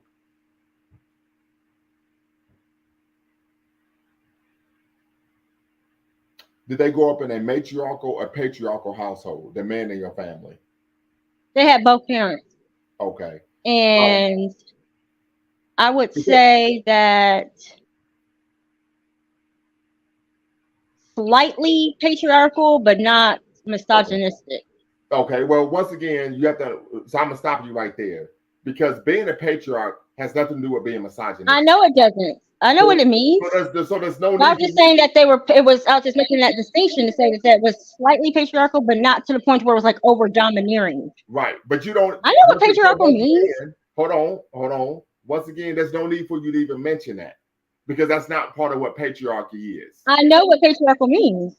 Right. I know what matriarchal means. You're bringing that up. I know people who grew up in a matriarchal family. There's no need to even mention not being. No, sometimes it is. Not being domineering. I grew up. Sometimes it is. Once again, But sometimes people are you can't patriarchal and overtalk me, misogynistic. okay? You can't overtalk me, okay? I grew up in a household that was patriarchal with a very strong masculine man, right? And how I grew up, my mother grew up in a very strong patriarchal masculine male household. And as a result, this was the norm on both sides of my family, mother and father. Strong males, caring, loving, providing leadership, protection, provision, the whole nine. But hey, I like what I like and I want what I want. And either you can fall in line with that or not. You don't have to, but if you don't, I'll find someone else who does. It was that simple. But there wasn't going to be a back and forth debate about, hey, this is what I want, and can you be the woman I want you to be? If you're going to be that woman, or you're not. And if you're not going to be that woman, then you could kick rocks, and I'm going to find someone who will. That simple. Yeah. That's the type of household I grew up in. That's the type of household my father and even my grandfathers grew up in. So it's that simple. For example, my mom is still petite to this day. My mom was like 67, 68 years old, and she's still petite. Because that's something that my father, there's an expectation that my mother would be physically fit. Yeah. So I would argue that men that allow their women to blow up your weight, to blow up, some women and some men are like a person smoking at a gas station. What does that mean? That means they're about to blow up, right? But that is a person who Is your dad in has low shape? standards for themselves. Yes. That's someone who has low standards for themselves and their mate. Well, I guess the reason why it's different is my dad grew up in a patriarchal household that was patriarchal and misogynistic. It was both. And so that's why for some people, how was it misogynistic? He was abusive. Okay. Physically. How was it misogynistic? How was abusive? How was misogynistic was, there were 6 of them, 3 girls, 3 boys. And if the wife wasn't available, like let's say she was out or for whatever reason not at the house, then each daughter took up the wife's duties. When your mom ain't there, then you gonna cook. Okay. What's wrong with that? It was very, very gender. What's wrong with that? What's wrong with that? Why is it gotta be a daughter? I'm asking the question. Why is that a problem? Why is that a problem? Because I'm asking the question. You want to do what your mama can't do right now? Why can't your son cook? I'm asking the question. Why is that a problem? You don't think that's a problem? Ma'am. Why is that a problem? If they're not your wife. Okay. If your wife made that agreement with you, that's one thing. But now, because mama's not here, okay, you go fix my dinner. You bring me my dinner like your maid. You go do all that stuff like I'm your wife. That's a high ass mess. So it sounds like you have an issue with masculine leadership. No, not masculine leadership, misogyny and abuse. I don't see how expecting your daughter to cook if my wife isn't there is misogyny.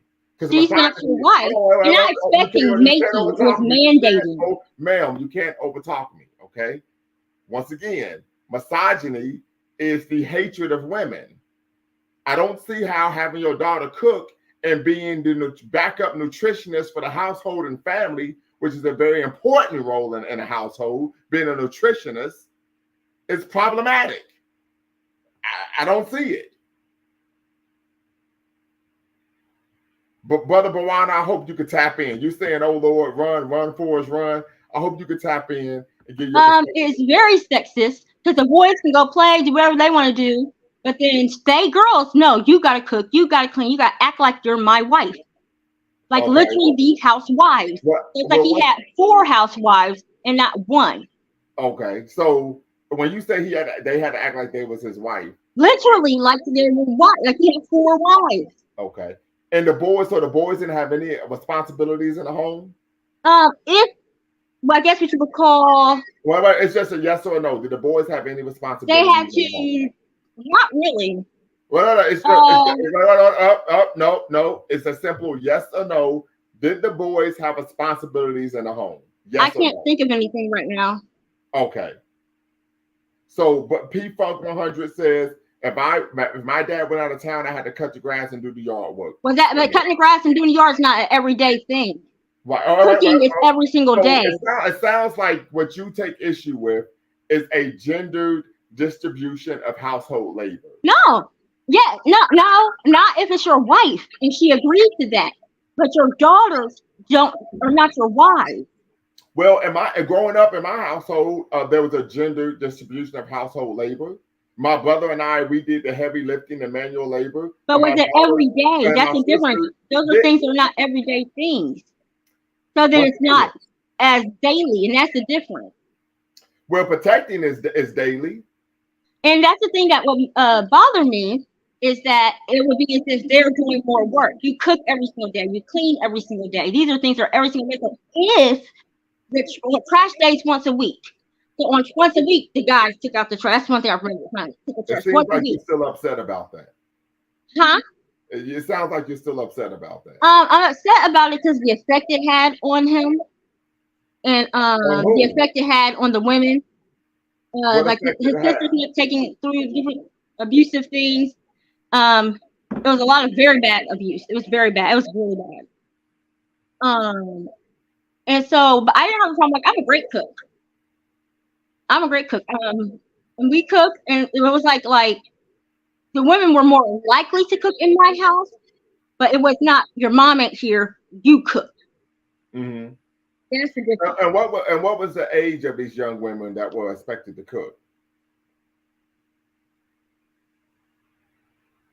I don't know when it started. I started cooking at 9. So I don't know how old they started cooking. Okay. So okay. Probably I would assume middle school. Okay. But the Bawana states, ma'am, equality doesn't exist. There must be an ultimate decision maker. No, I don't have a problem with a husband and a wife. I have a problem he had his daughters acting like his many wives. I mean, I make my daughter cook. I don't see what the issue is. You don't have a wife, do you? No. But that's the difference. He was making it like, and there's nothing wrong with teaching your daughter how to cook, but it's where, and I don't have a problem with that. My problem is there was no difference other than I'm sure physical like sex. Okay. It was literally like he had 4 wives. It was inappropriate to me. Well, if he had 4 wives, that means he was having conjugal relations with them. That's honestly kind of it was disturbing to me. Hold up, wait a minute. Okay, so I would push back against you using the terminology that he had 4 wives, because I'm quite sure that he was not having conjugal relations with his. I said that. I said there was no. And I think that's the difference. It was disturbing. It's a delayed car. I'm not interrupting you. It's a delay. Okay. That's how he was acting. That's why it was disturbing. P-Funk 100 states order is equated to misogyny. That's the problem. I would agree with that, right? We know the Godfather Kevin Samuels would always talk about how many modern women actually eschew and run from any type of structural order, a systematic way of doing things. P-Funk 100, I'm going to put the link in the chat. I hope you could tap in, brother.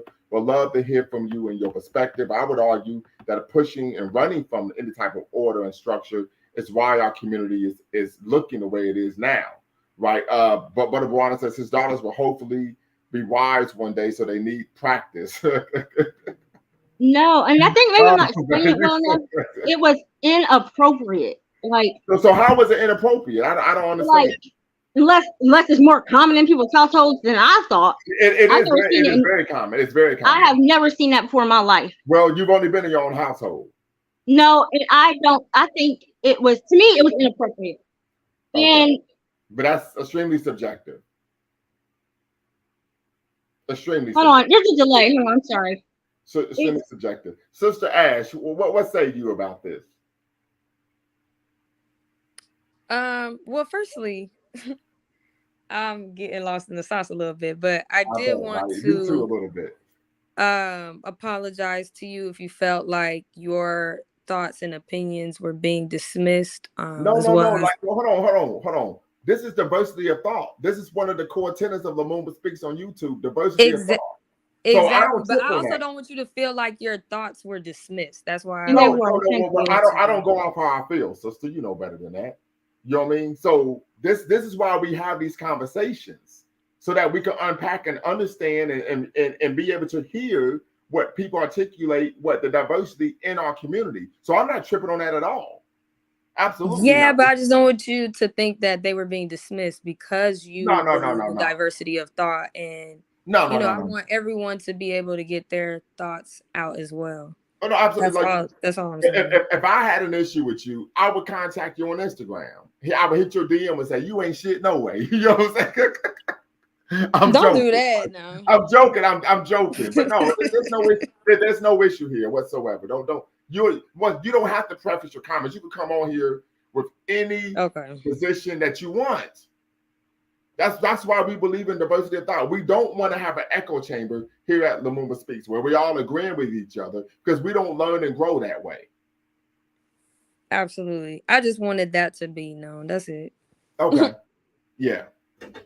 So P Funk 100 says very common. My aunts did it. My sister did it as well. Were they being beat also? Go ahead. What'd you say? I said, were they being beat also? So he says, were they being beat? Okay. So when you say being beat, can you define that? I said it was domestic violence. Wait. But against the children? So wait. Everybody, yes, it was a hot mess. Wait. So this is why I'm asking that question. So my daughter's 13 years old. Lord have mercy. And no, this was a wait. I'm not talking about spanking.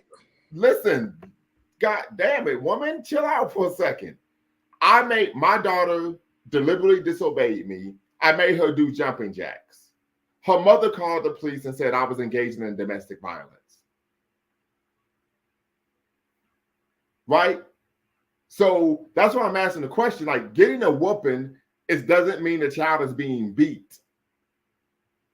Right? That's why, when I ask these questions, I have to really ask these questions, because I got whoopings growing up, but my parents didn't beat me. Beat. So how so? Domestic violence. How were they being beat? Dude, no, the real deal, Tina Turner. Okay, well maybe. So you're saying that the wife was being beaten? She's saying everybody. Once again, I mean, you got to give me some context. You can't just make a blanket statement and expect me to accept it. Ike Turner. Okay, I need context. A specific example of something had to happen in that household. You can't just say Ike Turner. Dude, what else to be specific than that? You can say an example would be she was cooking dinner. He came home from work and he kicked her in the head because he didn't like the way the food. I'm talking about the real deal. What you think it is the real deal? Some people really get. Once again, I need a specific example in that household. That's what I'm going to need. You can't just say Ike Turner and I'm supposed to believe. I'm talking about the real deal. She called the police should have been called. The person was removed from the house. Okay, but just because she called the police doesn't mean that she was being beaten. No, I said they should have. This was this is my dad's house. This was like 60s.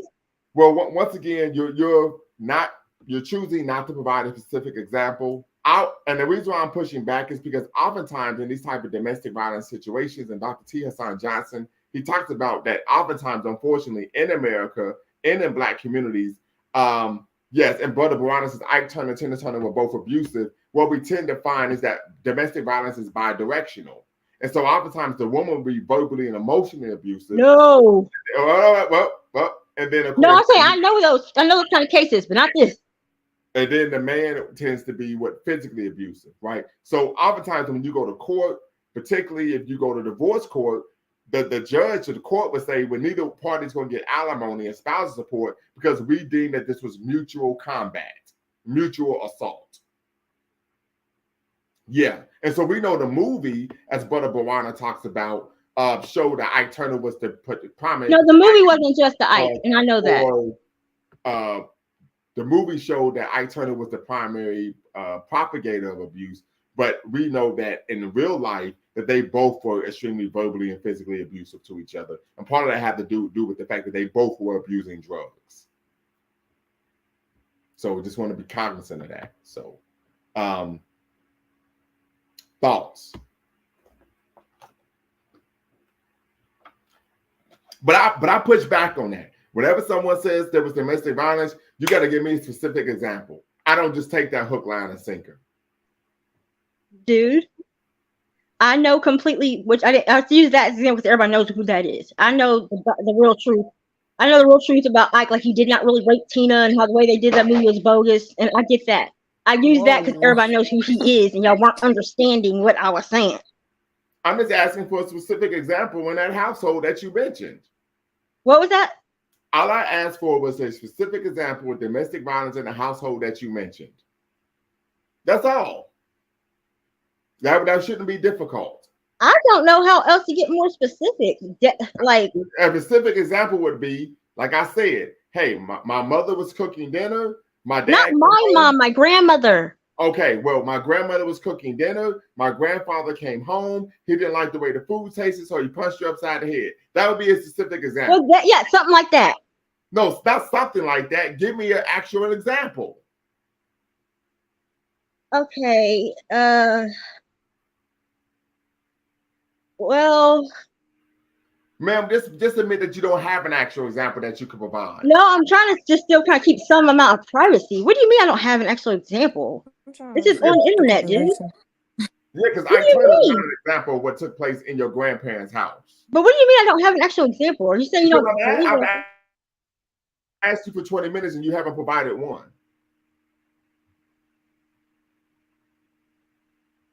I was trying to still. My grandma is still alive, dude. Well, you the one brought it up. Yeah, I'm just trying to be. I'm trying to be as detailed. You the one brought it up. You can't. Yeah, I was saying that's because that's what's going on in the house. Everybody knows on my channel, you can't come on to Lumumba Speaks, make a claim, and not substantiate it. You can't do that. On here, dude. Huh? It's the first time I've ever been on here. I'm sorry? It's the first time I've ever been on here. I understand that. Now you know the ground rules. But I don't allow that. If someone makes a claim, they have to provide an example. Even if I agree with claim on my own people? Even if I agree with what the person is saying, they still have to provide an example. I'm like that with my own parents. Like mom. I get what you're saying. I just thought it was interesting that it's on my own people, and like I can see if I was making a claim about somebody else, but okay. I'm just saying. I mean, because I know women would. But here's honestly the real reason I'm paused is I'm just really confused about when you said just admit you don't have an example, and I'm more so trying to figure out what you meant by that. Well, because you haven't answered the question of a specific and so example. I kind of was thrown off by that because to me it seemed like you were insinuating you thought I was being dishonest. Yeah, well, as Butter Bawana stated, one of the ground rules are receipts. He only asked for an example. Ike Turner is not an example. Shout out to Lawrence Fishburne. I think he did a hell of a job in that movie. I think he did. Right. I think too well of a job. And seeing that you know me personally, too well of a job, and to know that I have never been a liar, it doesn't matter. It's why it's kind of. It doesn't matter. Insulting.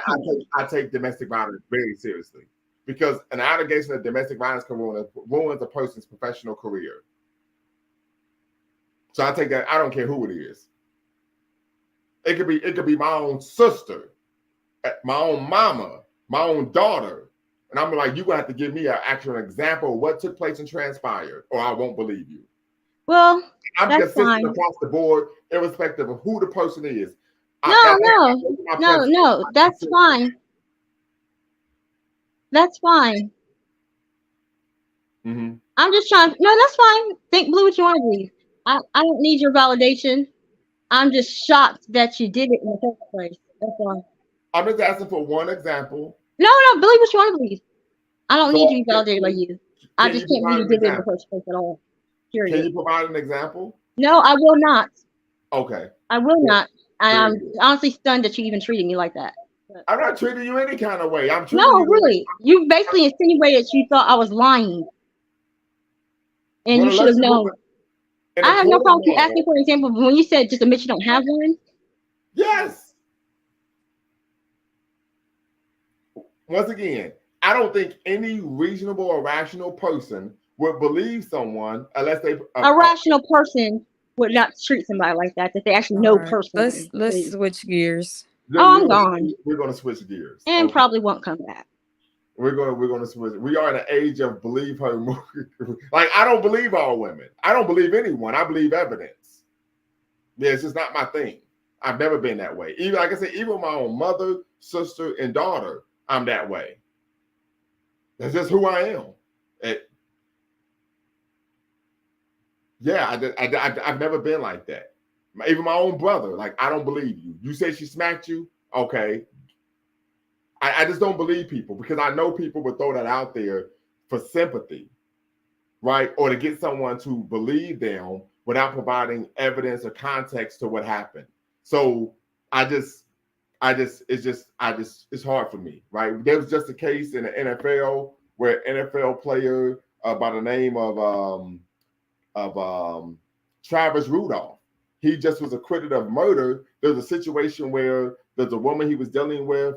The woman found out he was talking to someone else, and she went bonkers, started destroying his property, attacking him, so on and so forth. And then she called her family and said, "Hey, this guy was abusing me." And they went over to his house threatening to kill him, and it was completely false. So no, I don't just believe people. I don't care if the person's black, white, red, yellow, or green. I just don't do that. Go ahead, Brother Bawana. Brother Bakari, this lady just disrupted my workout, man. And I don't mean she really did. And I don't mean to be crass. You are a scholar. You are a person who looks for evidences of certain things. I understand we are in an age where we have this believe her movement, where just based off an accusation, someone is made to be guilty. But, I live in a real world where you have to prove certain things. Right. And all you really ask for is an example. And the lady couldn't come up with one. She resorted to, I'm being made to feel as if I'm a victim. And then she stated, "Oh, you're accusing me of lying." No one mentioned that. So is she projecting? She projecting? I question that. So I kind of stand by you with this particular issue. I don't think that you did or made a mention of anything that's wrong. If you want to come on this panel, there are certain ground rules you must follow. You must have some evidence or proofs or even an example, even a life example of what you would have went through. And she couldn't testify to that. So where are we? You know what I mean? Like I say, man, are we gonna get up on panels and lie to one another and be deceptive? She mentioned Ike Turner. What's that mean in the grand scheme of things? What's that mean? So just because you mention the word abuse, or if you mention the word Ike Turner, I'm supposed to automatically just defer to anything that you're saying. I don't live in that world. That is a fantasy world. I'm gonna give an example. I had to go to court back in January, where my daughter's mother filed a restraining order against me on behalf of my daughter, stating that the fact that I made my daughter do jumping jacks as a form of discipline was domestic violence. We go to court, and the judge was like, "Are you out of your fucking mind?" This is where we are. But like, that's why I have to ask the question. When you say domestic violence, because people will call domestic violence anything, and I'm not making this up. I actually have like the copy of the paperwork from the court where they dismissed the restraining order. I never touched my daughter. I didn't even raise my hand at her. I said, "Okay, you didn't do what I told you. I need 25 push-ups, 50 jumping jacks. And I'm sitting on the couch sipping some wine." And the mom went in and to hear that word, the domestic violence, context to me is everything. Context. Okay. Yeah. Now, if there's no context, people could conjure up all kind of manifestations in their mind about what this domestic violence actually looks like. So you just merely wanted an example, a plain example. Right. So, and she gets upset about it. But what I say is, if you can't stand the heat on this panel, if you can't refer to any kind of real evidences, you're invited to leave. There'll be more and others who will come and listen and continue to listen. It's okay. You probably listen from afar, but this is how men think from time to time. We like to use reason. Well, not all the time, but we like to use reason. And if you are offended by that, you really should take a real cold, hard look at what's going on in your life personally. Because if the accusation is going to be levied, if I ask you to get me some water and you accuse me for abusing you because you made to get some water. It's ridiculous. Like, I remember growing up, and I do the same thing with my children now, to where when I was a kid, my parents would maybe have some company over. I'll be in my room playing a video game. My parents are in the dining room right next to the kitchen. They call my name and have me come downstairs and get them some water. Oh man! I did too. Everyone went through that. Everyone went through that. Like I said, that's why you have to ask for context and actual examples. Yes, but in today's society, doing that is abuse. So I'm old school. I'm old school, brother. I'm old school. You know what I mean? So reason and rationality kind of governs my mind. And I understand that we live in an age of ridiculousness where you can make grandiose claims without having any backup for it. And that just goes and passes these days. But like I said, I'm gonna continue to listen, brother. I need to do my core exercises, but I just had to cut in, brother. Yes. Right. And P Funk 100 says, and hey, matter of fact, hey, I'm gonna need y'all to hit that hit that Cash App. I think we got the super chat up. Please ingratiate yourselves for me. But brother P Funk 100 says it's tolerant behavior at times emotionally charged, but I'm also not inclined to spray family business online. I would agree 100%. I wouldn't put my family business out there as well. But when someone makes a claim, you can't just blindly accept it. We have to know actually what happened. Can you provide some context, what transpired in some way, shape, or form? And when people aren't willing to do that, you have to then question what's going on here. And I would agree, order is now seen as abuse these days, right? Any type of structure, any type of systematic way of doing things is seen as problematic.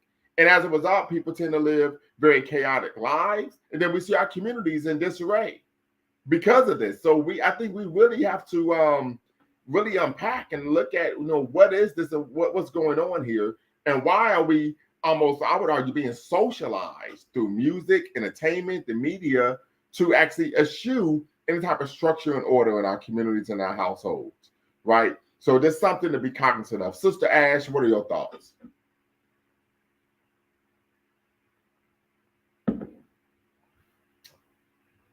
Sister Ash.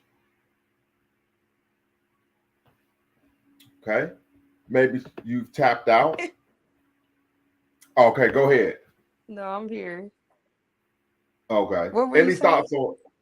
thoughts on that? When we talk about if a person makes that type of accusation of domestic violence, do you believe that it's fair that someone should at least ask for some type of context? Yes, I believe it's fair.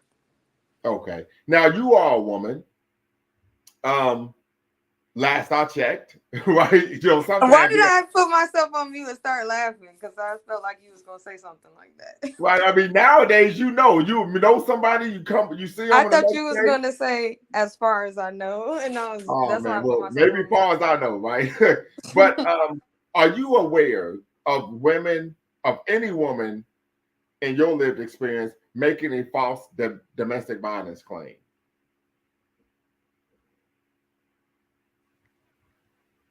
In my lived experience, no. Okay. Yeah, just my personal experience. No, I have not. Okay.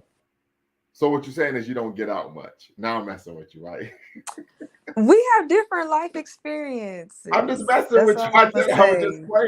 I said I was just playing. So I mean, that's cool. I'm not. I could believe that. But I do think in any situation you have to ask for context. I mean, you really do. Because I remember there was a time where I gave my son a whooping. He got in trouble at school. And we know in our community, getting in trouble at school, you get a mandatory butt whooping, right? And his mother went to court, said I was abusing him and all this stuff. So I had to show up to court. And the judge was like, well, why did you give your son a whooping? I said, well, he got in trouble at school. And the judge was like, oh, well, the punishment fit the crime. What are we doing here?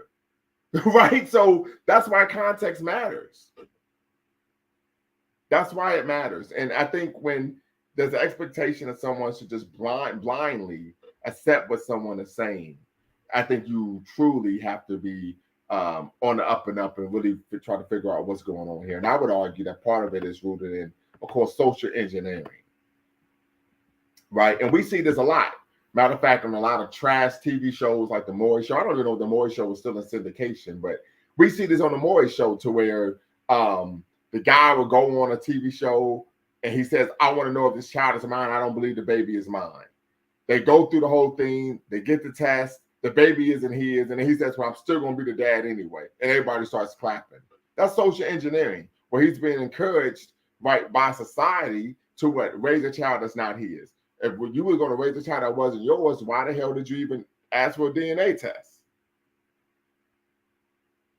I think in general, like people should just get a DNA test just to alleviate everyone's thoughts. Do you think it should be mandatory at birth? Yeah, like I think that should just be automatic. Because that it don't make no sense to learn 5 years down the line that your kid is not actually your kid. So, like, Sister Ash, I would presume you don't have children. No, you know I ain't got no kids. Okay, I don't know. I mean, you could have had some and gave them up for adoption or something. I'm just asking. We've had conversations. You know I don't have no children. Yeah, I mean, listen, you know how I've talked to women before. They say they don't have any children, and then they come back and say, "Well, I got 2 kids, but I give them up for adoption." You know, motherfuckers be wild. They be wild. If you putting it in that context, then no, I don't have any kids that were up for adoption. Have you ever carried a human being inside your body? I have never carried a human being and suffered a miscarriage. Never had anything like that. Okay, so because a lot of women, they when they aren't mothers, they make that claim, but when they have children, they say, "Well, it's disrespectful. You're accusing me of being a hoe." You get all these type of deflections and wordplay and semantics once the woman is now a mother. And a lot of times, of course, for the woman is, I want somebody to help me support my kids. So I don't want this guy to actually know he's not the dad. Yeah, I actually get that comment on both sides from both black men and women. It's like, oh, you don't have no kids, so that's why you think that everyone should just take a DNA. I'm just trying to prove myself right. Like, I know you're the father, but I'm gonna go ahead and take this DNA. And I think it's just a simple swab. Like, it's not gonna kill me to take a DNA test. It's just not.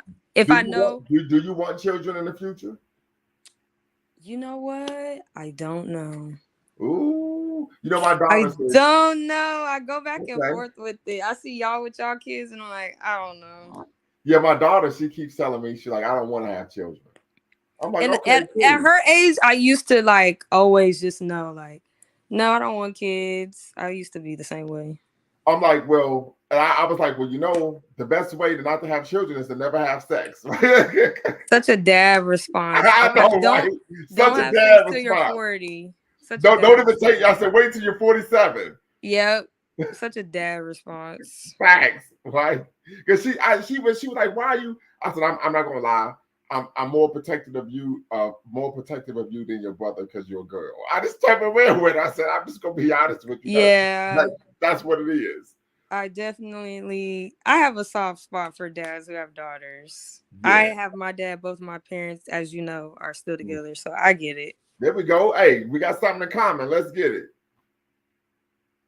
Absolutely. Yeah, my parents are still together. And I'll be like, listen, every time I call my parents, they be in the bed. Like, this is that bullshit. Y'all, like, listen. You know what I mean? Like, they free. I know. Free. Like, that's that bull stuff, though. Like, y'all need to stop that shit. Like, for real. Y'all need to find something else better to do just because y'all retired. You know what I mean? They just laid up. For real, though. Talking about booed up, for real, LMA style, right? Yeah, they just laid up. True story. But so you said you don't know if you want to have children in the future. Yeah. So like I was saying, I actually was a year younger than your daughter when I had decided, like, I just knew, like, oh, I don't want kids, blah, blah, blah. But as I get older, sometimes I go back and forth with it. It's just, I'm more, just indifferent about it. If it happens, it happens. But I'm not that pressed. Wow. Man, hey, she did, that's just a DM of me going in. Right? But okay, it's cool. Let me ask you this question. Do you believe that a person can love a non-biological child as their own child? I do. Yeah. Most people who say that are people who don't have children. I do, just because someone very close to me has helped raise a child that wasn't biologically theirs. Right. They But I said knew love the child. love and raise. Sorry, I use those words interchangeably. Okay. So I do think so, but that's just because of my personal experience. Okay. And I've seen that before too, but I would disagree, and I'm gonna tell you why. You tend to have a epigenetic connection with your biological child. The other issue is, once again, my daughter. I've been talking about my daughter ad nauseum tonight. She's 13. And unfortunately, and from in my eyes, she's developing, right? Not unfortunately. Okay. So you're having a hard time. It's okay. And I think it's the most disgusting thing I've ever seen in my life. Well, she's not having a fun time either. So right. But for someone else, they're gonna look at my daughter and say, "Woo, she's gonna be smoking hot in 10 years." Wait, who are you talking about? A grown person, or are you talking about someone her age? Hopefully, I'm just saying, it's a grown man who sees my daughter's like, "Boy, in 10 years, she's gonna be a heartthrob." I'm never gonna look at my daughter that way. Wait, where are you going with this? What I'm saying is, I don't. When part of the love that you have for a child is purely platonic. You would never view your own child in a sexual light unless you got some real mental health issues. Oh, okay. This is where you're going with it. Okay. You see what I'm saying? But people who, I'm just being honest there. I mean, you have your opinion as a father of two. I think it's two. Yes, two. And I have mine. Tall ass giraffes too. You know, my son is 6'2", he only 15. Well, how tall are you? I'm only 6 foot. He's taller than me. Oh, dang. Yeah. I mean, as a childless Black woman, I get a lot of pushback on my opinions. It is what it is. So a lot of people tell you that you're speaking from a place of lack of experience. Like, you don't know you don't have kids. I'm like, I just let parents have it because right. Like, you're a parent. How old are you again? I'm 27. Woo, you young buck. You young buck. Yeah, but everybody that is around me got kids, so people are starting early. So right, absolutely. Yeah, you like you G unit out here, young bucking it up, right? Cat wheeling this thing, right? But I mean, everyone pushed back on my opinion. I really don't care. But no, it's cool though. So I would presume that based on your upbringing, you're going to make sure you're married before you even entertain the possibility of having children. That's ideal. Granted, sometimes things just don't happen that way. I don't think No. Part of being an adult is controlling your fertility. So if it doesn't happen that way, that means that you allowed it not to happen that way. You know, I'm gonna push back on that. I'm gonna push back on that one. I think when we're dealing with other people, as far as me ideally wanting to be married before I carry, if I don't get married, then I won't carry. You know, like if that's not going to be my future, then that's just not going to be my future. I think a few years ago, I've kind of already accepted that if that doesn't happen, that just doesn't happen. I'm not really that hell bent on that aspect of my life. So let me ask you this: do you think you are marriage material? Oof, that's a good question. I'm gonna say no. So let me ask you this: you're 27, correct? Correct. How tall are you? We're not about to do this, Kevin Samuels. We're not about to ask you a question. How tall are you? We're not about to do the Kevin Samuels thing. This ain't Kevin Samuels. This is Lumumba Speaks. But you kind of mimicking the Kevin Samuels. I'm mimicking Bakari Lumumba. How tall are you? I'm 5'1". Oh, okay, cool. Okay, and dress size. See, you doing the Kevin Samuels. This ain't Kevin Samuels. Yes, it is. What's your Love Ash. What are you trying to get at? What are you trying to get at? We about to get there very quickly. And what's your dress size?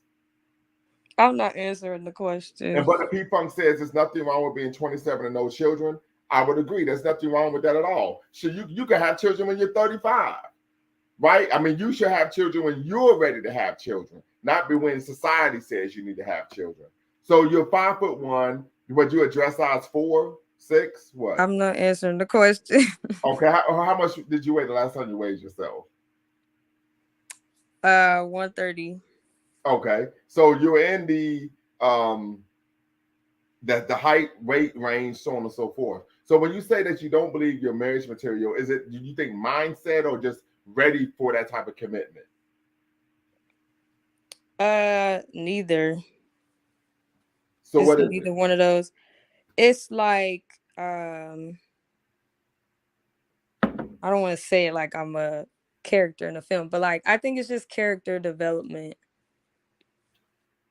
So would you say maybe it's not necessarily like behavior, right? Or do you think maybe you're just not ready to settle down? No, I don't think that's it. So when you say character, I don't understand. What do you mean? I'm not gonna go deep into it. It's right, just right. Yeah. So you just saying what you're saying? You got like a little hot girl summer in you or something? No, that's not what I'm implying. It's completely different. Okay. And I'm just asking the question, because we talk about, once again, they say, well, black men don't want to marry black women, all this type of stuff. But we try to get to the nuts and bolts of, okay, what's really going on here? Right? So, right. What's going on here? Because we do know that the best way to form a solid, healthy community is through what? Having stable families. And that starts from what? Marriage. So 100 years ago, this is something that we knew. It doesn't tend to be seem to be the issue today. We know the dominant culture doesn't promote this type of thing. And so just want to unpack. I'm not really trying to get into your personal business or put you on display or anything like that. So I just want to make you aware of that. But yeah, no, I appreciate that. It's just I just don't think that dress size 6. Yeah, you doing just fine. Yeah, I just don't think that's in the cards for me, honestly. Oh, marriage? I don't think. I'm not trying to write myself off. I just don't think that. Again, like if it doesn't happen, I'm not. My world isn't over. Basically, right. But why don't you think marriage is in the cards for you? Again, that's gonna get like way deeper than what I want to get into. But nobody knows you, so it's cool. The only person that knows you on this channel is me. Yeah, that's the only person that knows me. But I'm saying, but why don't you think marriage is in the cards for you? I'm not gonna answer that question again. I think it just gets deeper than what I want to get into. Okay. Is it because you owe me some money? Is that the reason why? Now I don't owe you no money. Pay what you owe. Pay what you owe. Now don't even play like that on this here internet, okay? You know what I'm saying? You gonna run me that. You know what I'm saying? I don't owe you no money. You know what I'm saying? For real. For all the viewers and listeners, if y'all watch the playback and y'all listen to the playback, I don't owe him no money. This is a grown-up business. Spend no money on me. Grown-up business. You're gonna pay what you owe. You know what I mean? So disappointed in you. You know what I mean? Shaking like a stripper. He's just messing with me, y'all. Like, I don't owe this man no money. You know what I mean? She from my city. But she from the suburbs. I'm from the city. She from the suburbs. Yeah, he from the city. Yeah, make the distinction. Go ahead. I was in the hood. She was in the burbs. You know what I mean? For 1 year, get over it. What you mean for 1 year? So okay, let's get into my background. So my father was in the service. I don't know if I told you that. And when he retired, he got a job on Wright-Patterson, Building 1. And then that's how we ended up there. But with the credits that I had, I was able to skip my junior year. So I was only at Wayne for 1 year and then went straight to Kent State afterwards. Right.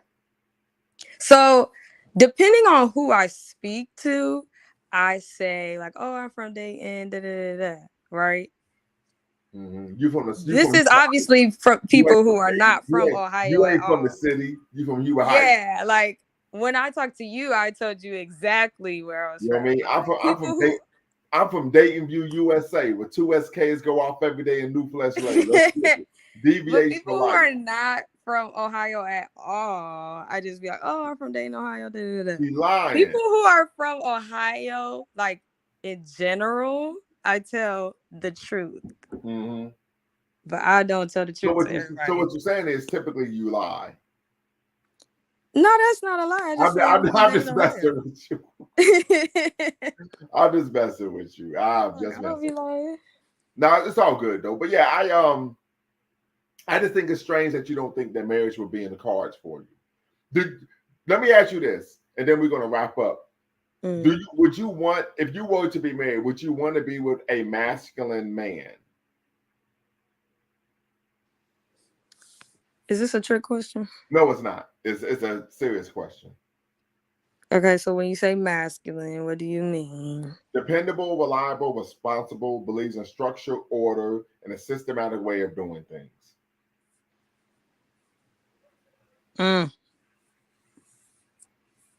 I plead the fifth on that one. Woo! Whoa. Just off the description. Sorry, not sorry. So does the description bother you? No, it's just one thing on there that I'm like, Okay, what is that? What is that? That believes in structure, order. Like, this not What's a dictatorship. wrong with that? This not a dictatorship. No one said it is. But that's the implication. But you have to have structure and order if you're going to run a household. And everybody in the home falls under that structure and order, including the man. So part of structure and order, understand. that structure and order means that the man ain't out just doing whatever the hell he wants. I understand. He's subject to that as well. Yeah. So this is, I mean, that's not a dictatorship. So if I say in my household, so for example, I remember. I don't know. Sometimes I feel like when we have these conversations, and not to cut you off, but when we have these conversations, it's just like, it just gets real messy real fast, and it just sounds like a control thing, and like conversations aren't being had, and it's just like what I say goes. That's why I was going to give I think that's the implication that's why I was going to give this example. So in my class, we were, because I teach African American history, and we were talking about the Garvey movement. UNIA, Marcus Garvey doing his thug dizzle, you know what I'm saying? His African was African type thing, you know what I mean? And they talked about, well, Marcus Garvey was patriarchal, and we think he learned patriarchy from white folks. I said, well, he created the organization, right? So, of course, they got to go by what he says. He's the one who created the shit. You know what I'm saying? It's called Garveyism for a reason.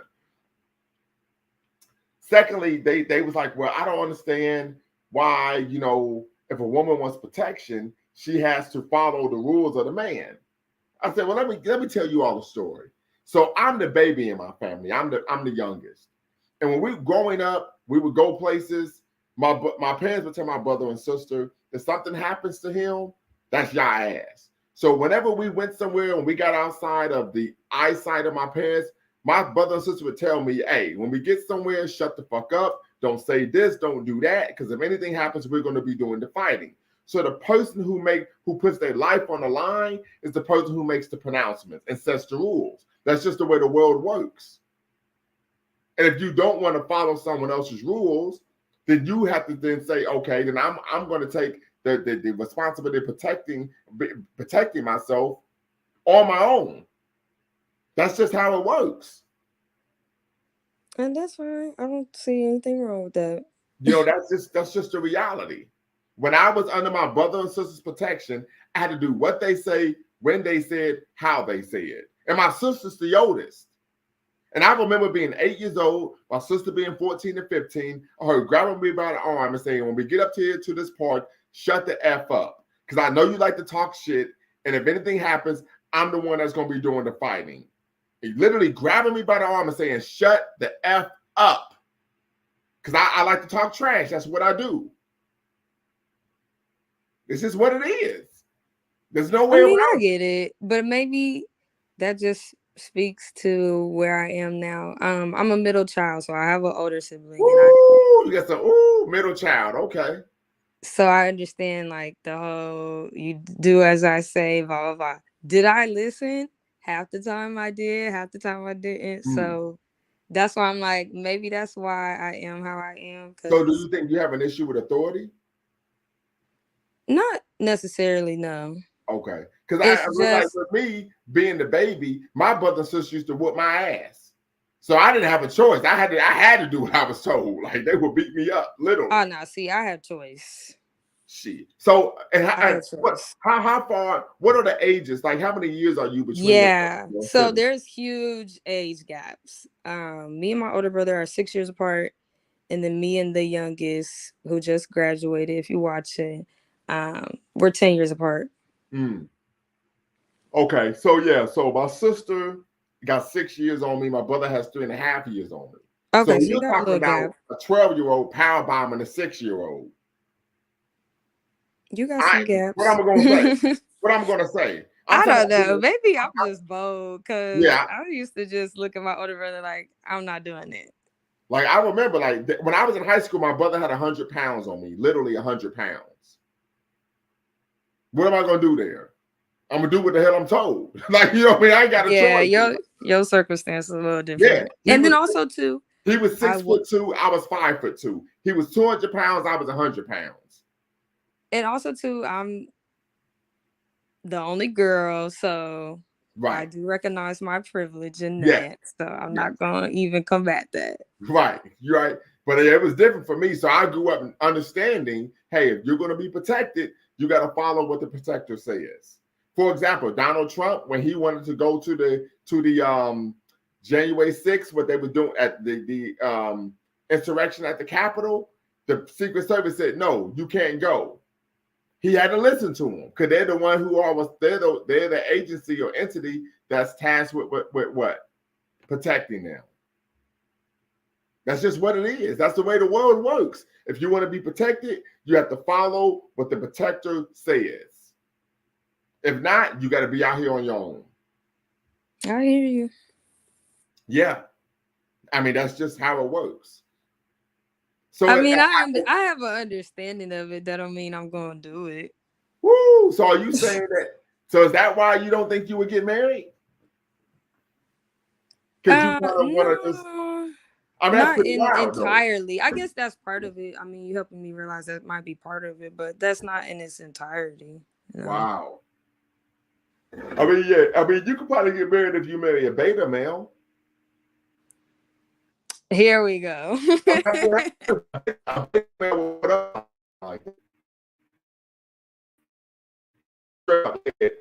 woman I've ever been in a relationship, Cardi, he's gonna be supportive.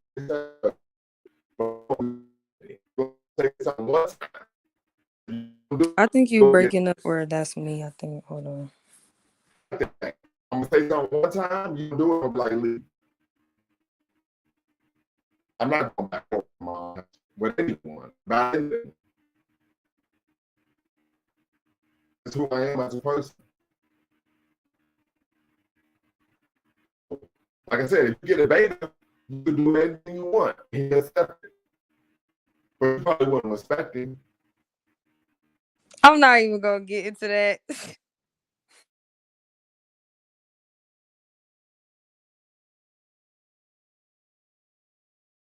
See, y'all, it was his mic.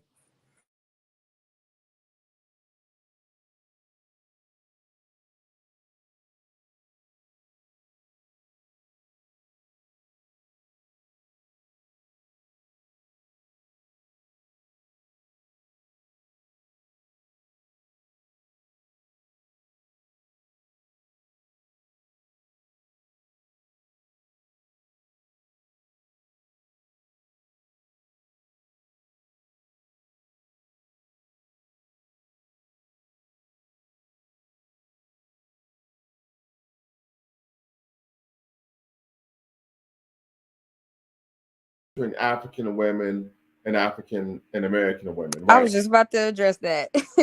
Right, yeah. So go right ahead, P Funk. Yeah, this is the part of the difference. I mean, Talk it to is it. what it is at this point. I I, think I'm people just should saying just though. I go mean, where they're celebrated typically, and not try to change like Black American women's minds. Like if this is where we're headed, and if you don't like it, then that's fine.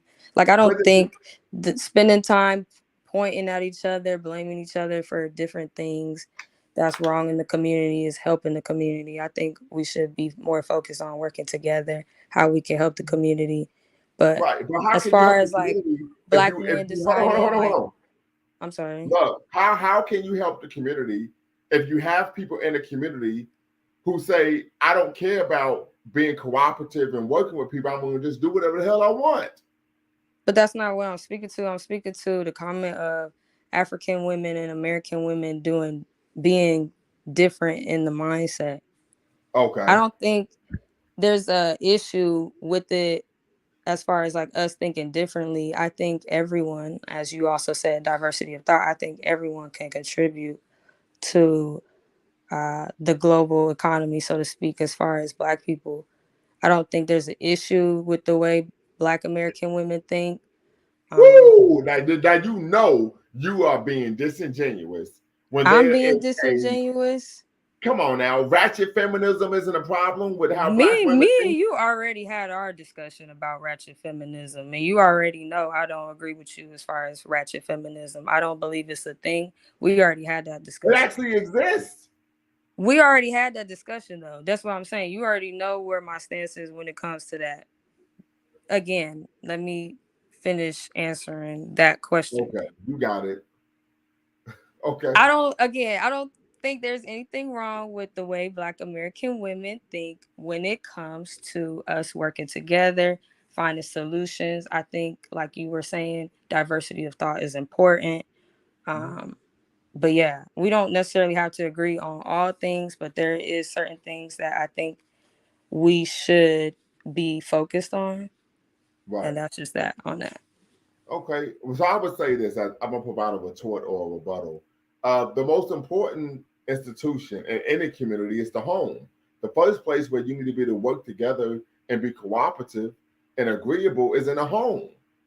If you But can't if do we're it, not getting married to each other and you guys want to go to different countries and be with other Black women, I don't think that that should be my main focus. Is that if that's not granted to me, if that's not an opportunity that I have, I'm not speaking for so myself specifically. I'm right, just right. saying in general.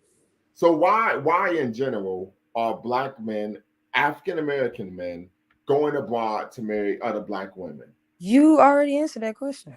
That Right. your response was 80% of Black American women are overweight and we have attitudes. That was the reason that you gave as far as people going out and doing what they want to do. Absolutely. So to solve that problem, lose weight, push away from the table, eat a salad, and stop being so contemptuous. Problem solved. I mean, there's no way around this. I mean, we've seen videos of black women showing up to an airport late. The stewardess says, "I'm sorry, we already booked the flight. We can't, of course, what put you on this flight." And the black woman, an African American woman, black woman, attacks the stewardess. Who wants to be what man of any type of status wants to be associated with that type of behavior? No one. I think that I'm not gonna say it. We got to be honest here. Okay. We do. And part of the I issue is think because that like when Black American women say, "Oh, if this is what you guys want to do, then it is what it is. Leave us out of it." Y'all tend to not leave us out of it because y'all still want to be with us. So for that to be the reason, and then we don't quote unquote lose weight, we don't lose the attitude. It's like we're just gonna be talking about this like constantly, and nothing is ever gonna get solved. I'm gonna show this video, and then we're gonna probably call it a night in a second. But here we go. You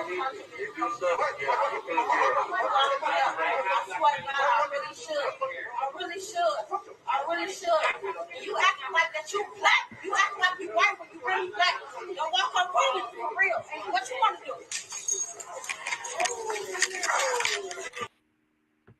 So that's what we're talking about. Masculine behavior. You don't think, I mean, you can't make this stuff up. I'm not saying that it's not true. I'm just saying, like, we constantly have these conversations and nothing is changing. So Well, that's why I'm like, is this just a way to try to convince Black American women to, like, change? Because clearly we're not well, I changing mean, at the the hope would speed be, or the rate that y'all want us to change. So it's yeah, like, well, I would say yes. And here's the thing. Globally, 85% of the world's population marries and procreates homogeneously, meaning they marry and procreate with members of the same ethnic group. African American men, 85% of the time, want to be with African American women. With that being said, right. African American men are going to want their women to be the best women that they can be. That's just the reality, and vice versa. Okay, so you just proved my point. That's literally all I was saying. Y'all do all this complaining, but like y'all still want to be with us. So it's like, what's the We're whole point? complaining because we What's the want whole you to be point of better. bragging about getting women in other countries when it's Wait. like, No one has bragged about anything. We're complaining because we want you to do better. We want our women to be better women, because our women behaving in that manner, and we know the woman is the first disseminator of culture to the child, makes our children bad. It makes our community bad. It brings our community down. Ignoring this behavior doesn't help our community any. It makes it worse. I'm not saying ignore it. I'm all for holding everyone accountable. I'm not saying ignore it, but I think complaining about it isn't necessarily helping either. So that's just more so where I'm coming at with Okay, it. so how do you think we solve this problem of our Black women acting like they're damn wild hyena I hood think rat? it would better suit if like Black women, I don't want to say police, but like hold other Black women accountable, because like But when we know Black that's not men do happening. it, We know that's not happening. We know that women in general don't hold each other accountable. So we know that's not that. We have to take that off the table because that doesn't happen. so what do you suggest that we And do? what we That know is that when Black, if hold that's on, not real quick. happening, And I'm when giving a we've seen suggestion. we've seen examples of when Black women try to hold other Black women accountable. The Black women would then Yes. threaten the women's lives, Yes. i.e., Yes. police and We have Amazon. seen it. Yes. So what do you So we suggest? know that don't work. So what do you suggest?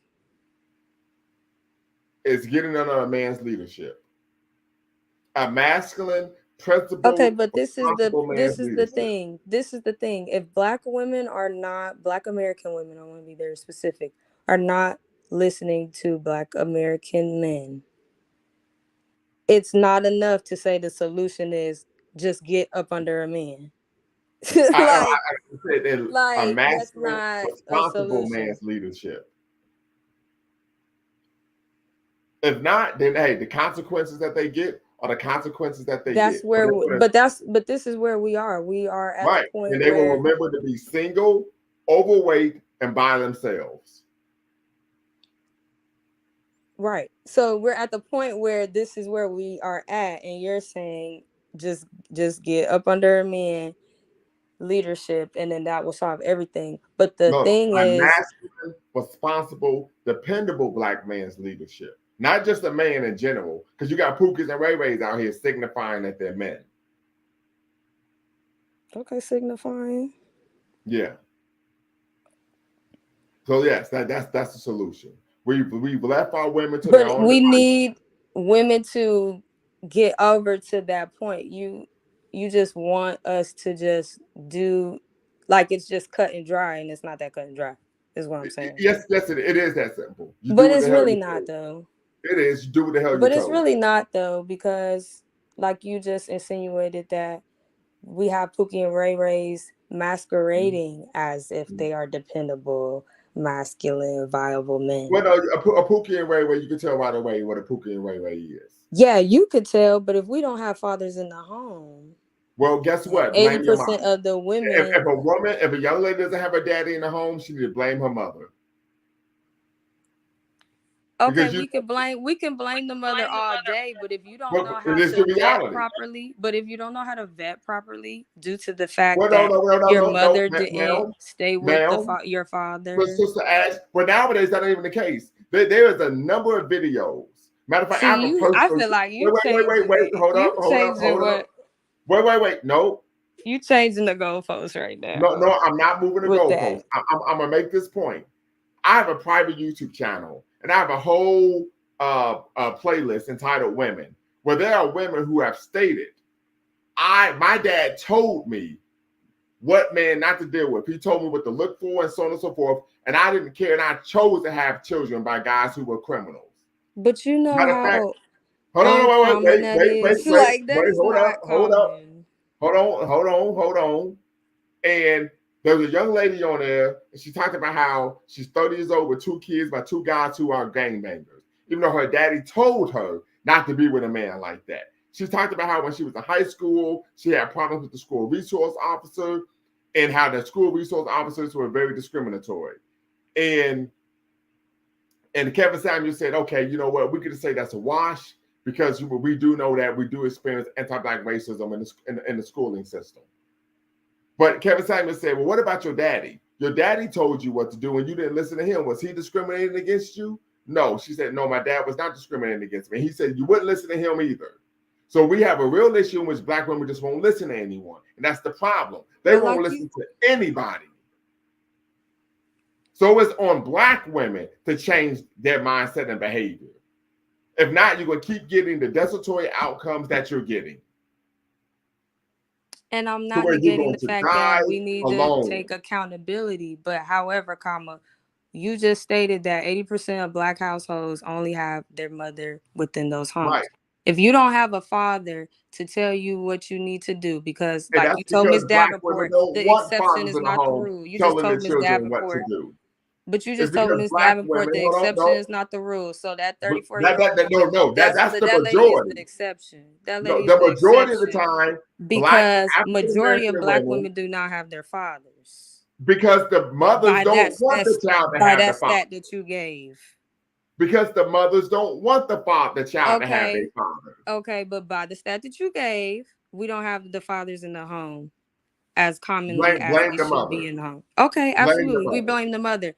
But when we blame the mother, that does not give us the tools to vet men properly. Because again, we do not have the father in the home. The father's not getting off of this scotch-free. You keep saying blame the mother. We blame both parents. Then that child needs to go to the mom and say, why wouldn't you get under daddy's leadership and have me grow up in a nuclear household? That's what that child needs to do. But that doesn't teach you how to, but now you're grown. That doesn't teach you how to vet properly when it comes to dating and finding a dependable, masculine man in the home. Okay, that's all I want you to understand. Well, hold on. Now that you're grown, you can contact your daddy yourself and get his advice. But by that point, do you even have access to who your father is? There's so many other factors to that. Is he going to even answer the phone? Is he even going to act like you're his child? Like, well, we're not going to get into the make believe. We're not going to get into questions that we can't answer. Right? But it's what too we do late know, now. Hold on, wait. Well, no, like, it's not. You don't have the tools that you needed to succeed in life. So now you have to bump your head. Sometimes some people need to bump their head and get a cookie and Ray Ray to learn. Though, because the study by but some people need to. Ash, hold on. The study by the CDC showed that Black men who are not in the home are more involved in the raising and rearing other children. Now. So once again, what are we talking about here? So hold on. Brother Bawana says no problems. Oh. Black women have no problems with taking instruction from their white bosses. You under his leadership for profit, and he don't even love you. right? Brother So yes, Luana, we know women, that's your stance. I'm we an know that's entrepreneur real. now, so Then that we don't know even that's hold real. weight over Most here. black women don't have any problem taking orders when it comes to that white man on the job. They know how to check all that sister girl ratchet behavior, all that neck shit when it comes to getting a paycheck. They know how to shut the fuck up and say yes, sir, and get the job done. Ain't no cap here. So you expect that white man because he white. All that sister I feminism and guess all that y'all shit kind go of out the changing the window. It subject go on out the me. window. It go out the window. Y'all kind of changed the subject on me, but okay. It's the Y'all got truth. Y'all got it. P-Funk 100 says what? Women typically do the separating. This is a reality. The data shows this from Y'all what? got The it, family court bro. system. 80% of all divorces are filed by women. So it ain't the fathers leaving the children, it's the Yes. women leaving the Yes, man. we know that women are divorcing men. That's women as a whole. It's not just black women. Women Exactly, are women, the not just main black ones that go down and file for divorce. Yes, we know that. and typically it's for Thank you. bullshit reasons. Thank you. We know that. So once again, the problem is the woman. We need to blame both parties. You just No, want to no, blame. no, no, No, no, no, no, no, no, no, no, no, no. no, We're no. not You gonna just do want to that. blame black women. We're not gonna do that. No, we're gonna do that. We're gonna do that. You just want to blame black We're women. we're This is not what I going. always say every time I get on here. Y'all just want to blame black women for everything.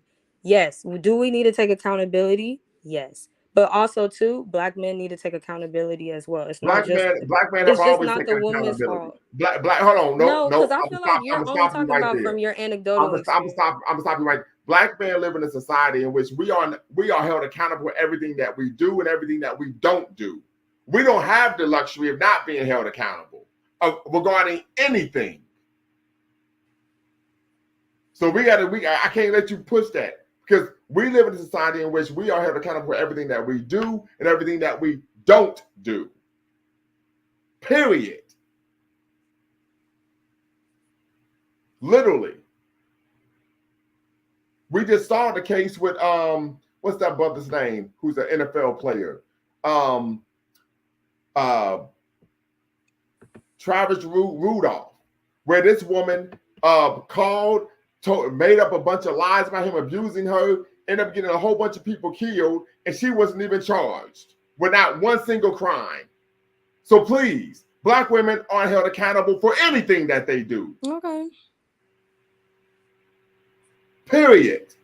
Okay, we just gonna disagree on this. And that man had to stand trial for his life. We just gonna have to disagree on this. Thank you for having me. We can agree to disagree. This was a good chat. Shout out to the 619. I appreciate being on here, and I hope to be a part of more conversations to come. No problem. All right, we're gonna wrap it up. It's late here on the East Coast. It's almost midnight. Appreciate you all. Y'all know what to do. Make sure y'all tap in next time. You're watching Lumumba Speaks. If you have not hit the like button, hit like, subscribe, share. Until next time, y'all know what to do. Peace.